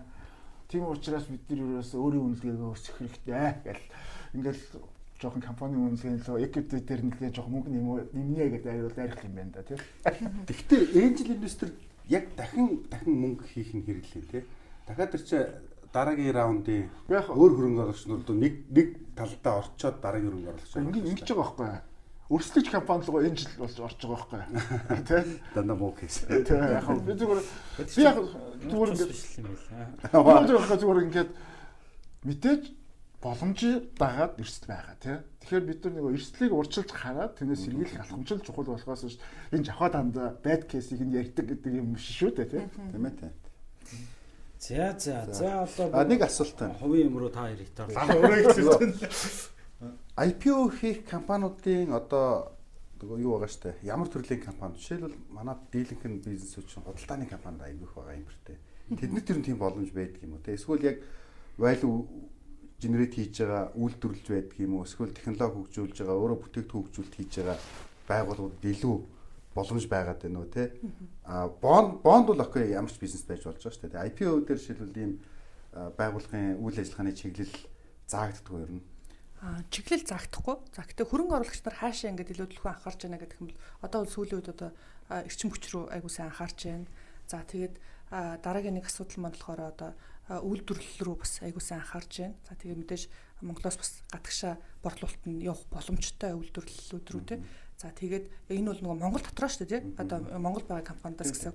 За яг олон улс дээр гэх юм бол илүү одоо нөгөө технологийн тал руугаа анхаарат ингэ явчихж байна. Одоо хөрөнгө оруулагчны нийтлэг чиг хандлага маань За тэгэхээр бол нөгөө чиг хандлага одоо нөгөө ийм салбарыг байна шүү гэдэг юм баггүй. Гэтэ нөгөө хөрөнгө оруулагчийн тренд буюу одоо нөгөө энэ салбар өсөх байхтай гэдэг хандлага нь бол тэр хэмжээнд яваад байна л та. За нэмээд нэг асуулт. За сая ковидын үеэр захим шилжилтэхээр технологийн компаниудыг бас нэг хөөс гэх мэт стартапуудын хөөс бас нэг хагарсан тий. Одоо хөрөнгө оруулагч нар нэлээх технологийн чиглэлийн компанид хөрөнгө оруулсан. Одоо ер нь тэдгээр хөрөнгө оруулагчдын маань зам төлөв ямар хувь байна? Технологид итгэх стартап, технологи сүртэй стартапуудад итгэх итгэл ер нь ямар хувь байна? За би яг энэ чиглэлээр бол өстой хариулахад бол арай хол хүн юм байна гэж өөрийгөө харж байна. Яг тэгэхээр манай компани стартапаас давчихсан буюу одоо нөгөө дараагийн түвшин буюу одоо олон хүмүүсийг оруулахад стартап гэдэг маань болохоор одоо нөгөө арай цөөхөн хөрөнгө оруулагч нарыг оруулаад за тэгэхээр тэр шатаад аваад олон нийт рүү хандъя гэж одоо кейсүүд дээр илүү төлхөө ажиллаж байна. За тэгээд яг манай компанийн хувьд бол өөртөө бас нэг туршаад нэг 2-3 стартап руу хөрөнгө оруулалт хийсэн. За энэ бол нөгөө өөрийн компанийн мөнгөөр гэсэн үг шүү дээ тий. За тэгэхээр энэ дээр бол яг миний хувьд бол бас жоох ихтгэл бол алдарчихсан явж байгаа. Яг хувь хүний хувьд гэсэн үг. За тэгэхээр илүү одоо нөгөө санхүүжилт татж байгаа залуучууд маань юу гэж юм бэ? Зах зээлийнхаа боломж нь өөрөө юм хязгаардаг юм хүртлөө сэтгэлгээ нь ингээд арай илүү ингээд одоо олон улсын сэтгэлгээтэй ингээд стартап гэдэг нь ийм л байх хэрэгтэй ч юм уу ингээд маркетинг дээр эсвэл одоо нөгөө өнгө үзмжин дээр илүү ингээд зардал дээр ингээд амар төвлөрөөд за тэгэхээр энэ нь бол жоохон одоо өмнөхөр муу кейс болоод байна л гэж харж байгаа. За илүү одоо нөгөө баг зардлаар ингээд юмыг бийжүүлээд орлогожуулаад ингээд явах боломж бол бас байгаад тахад за олон улсын нэг стартапын жишг нэг л арай өөр болгоо тийм нэг майндсет суучаад тэр нэг майндсетээ эвдэх ёстой юм шүү гэж хараад гэхдээ яг компанийн хувьд бол нэг хэд хэдэн ингээд одоо оролдлогоо тэгэл явж байна л та. За баярлалаа. За баярлалаа. Бас халуун яриа хэлсэн сүүлдээ нэлээд халуун гоё яриа боллоо. Тэгээд цаг гаргаад өнөөдөр манай зочноор оролцсон танд маш их баярлалаа. Амжилт хүсье. Тэгээд сонсогчдоо дараагийн дугаараараа уулзцаая. За баярлалаа. За бүгднэр баярлалаа.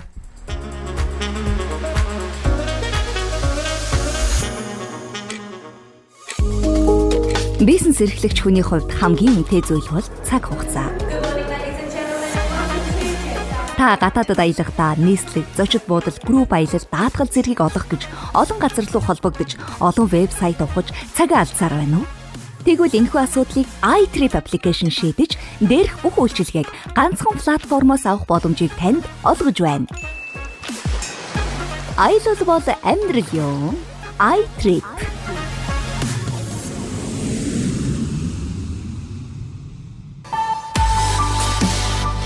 21-р зууны гүйцэтгэх удирдлага ямар ур чадруудтай байх ёстой вэ?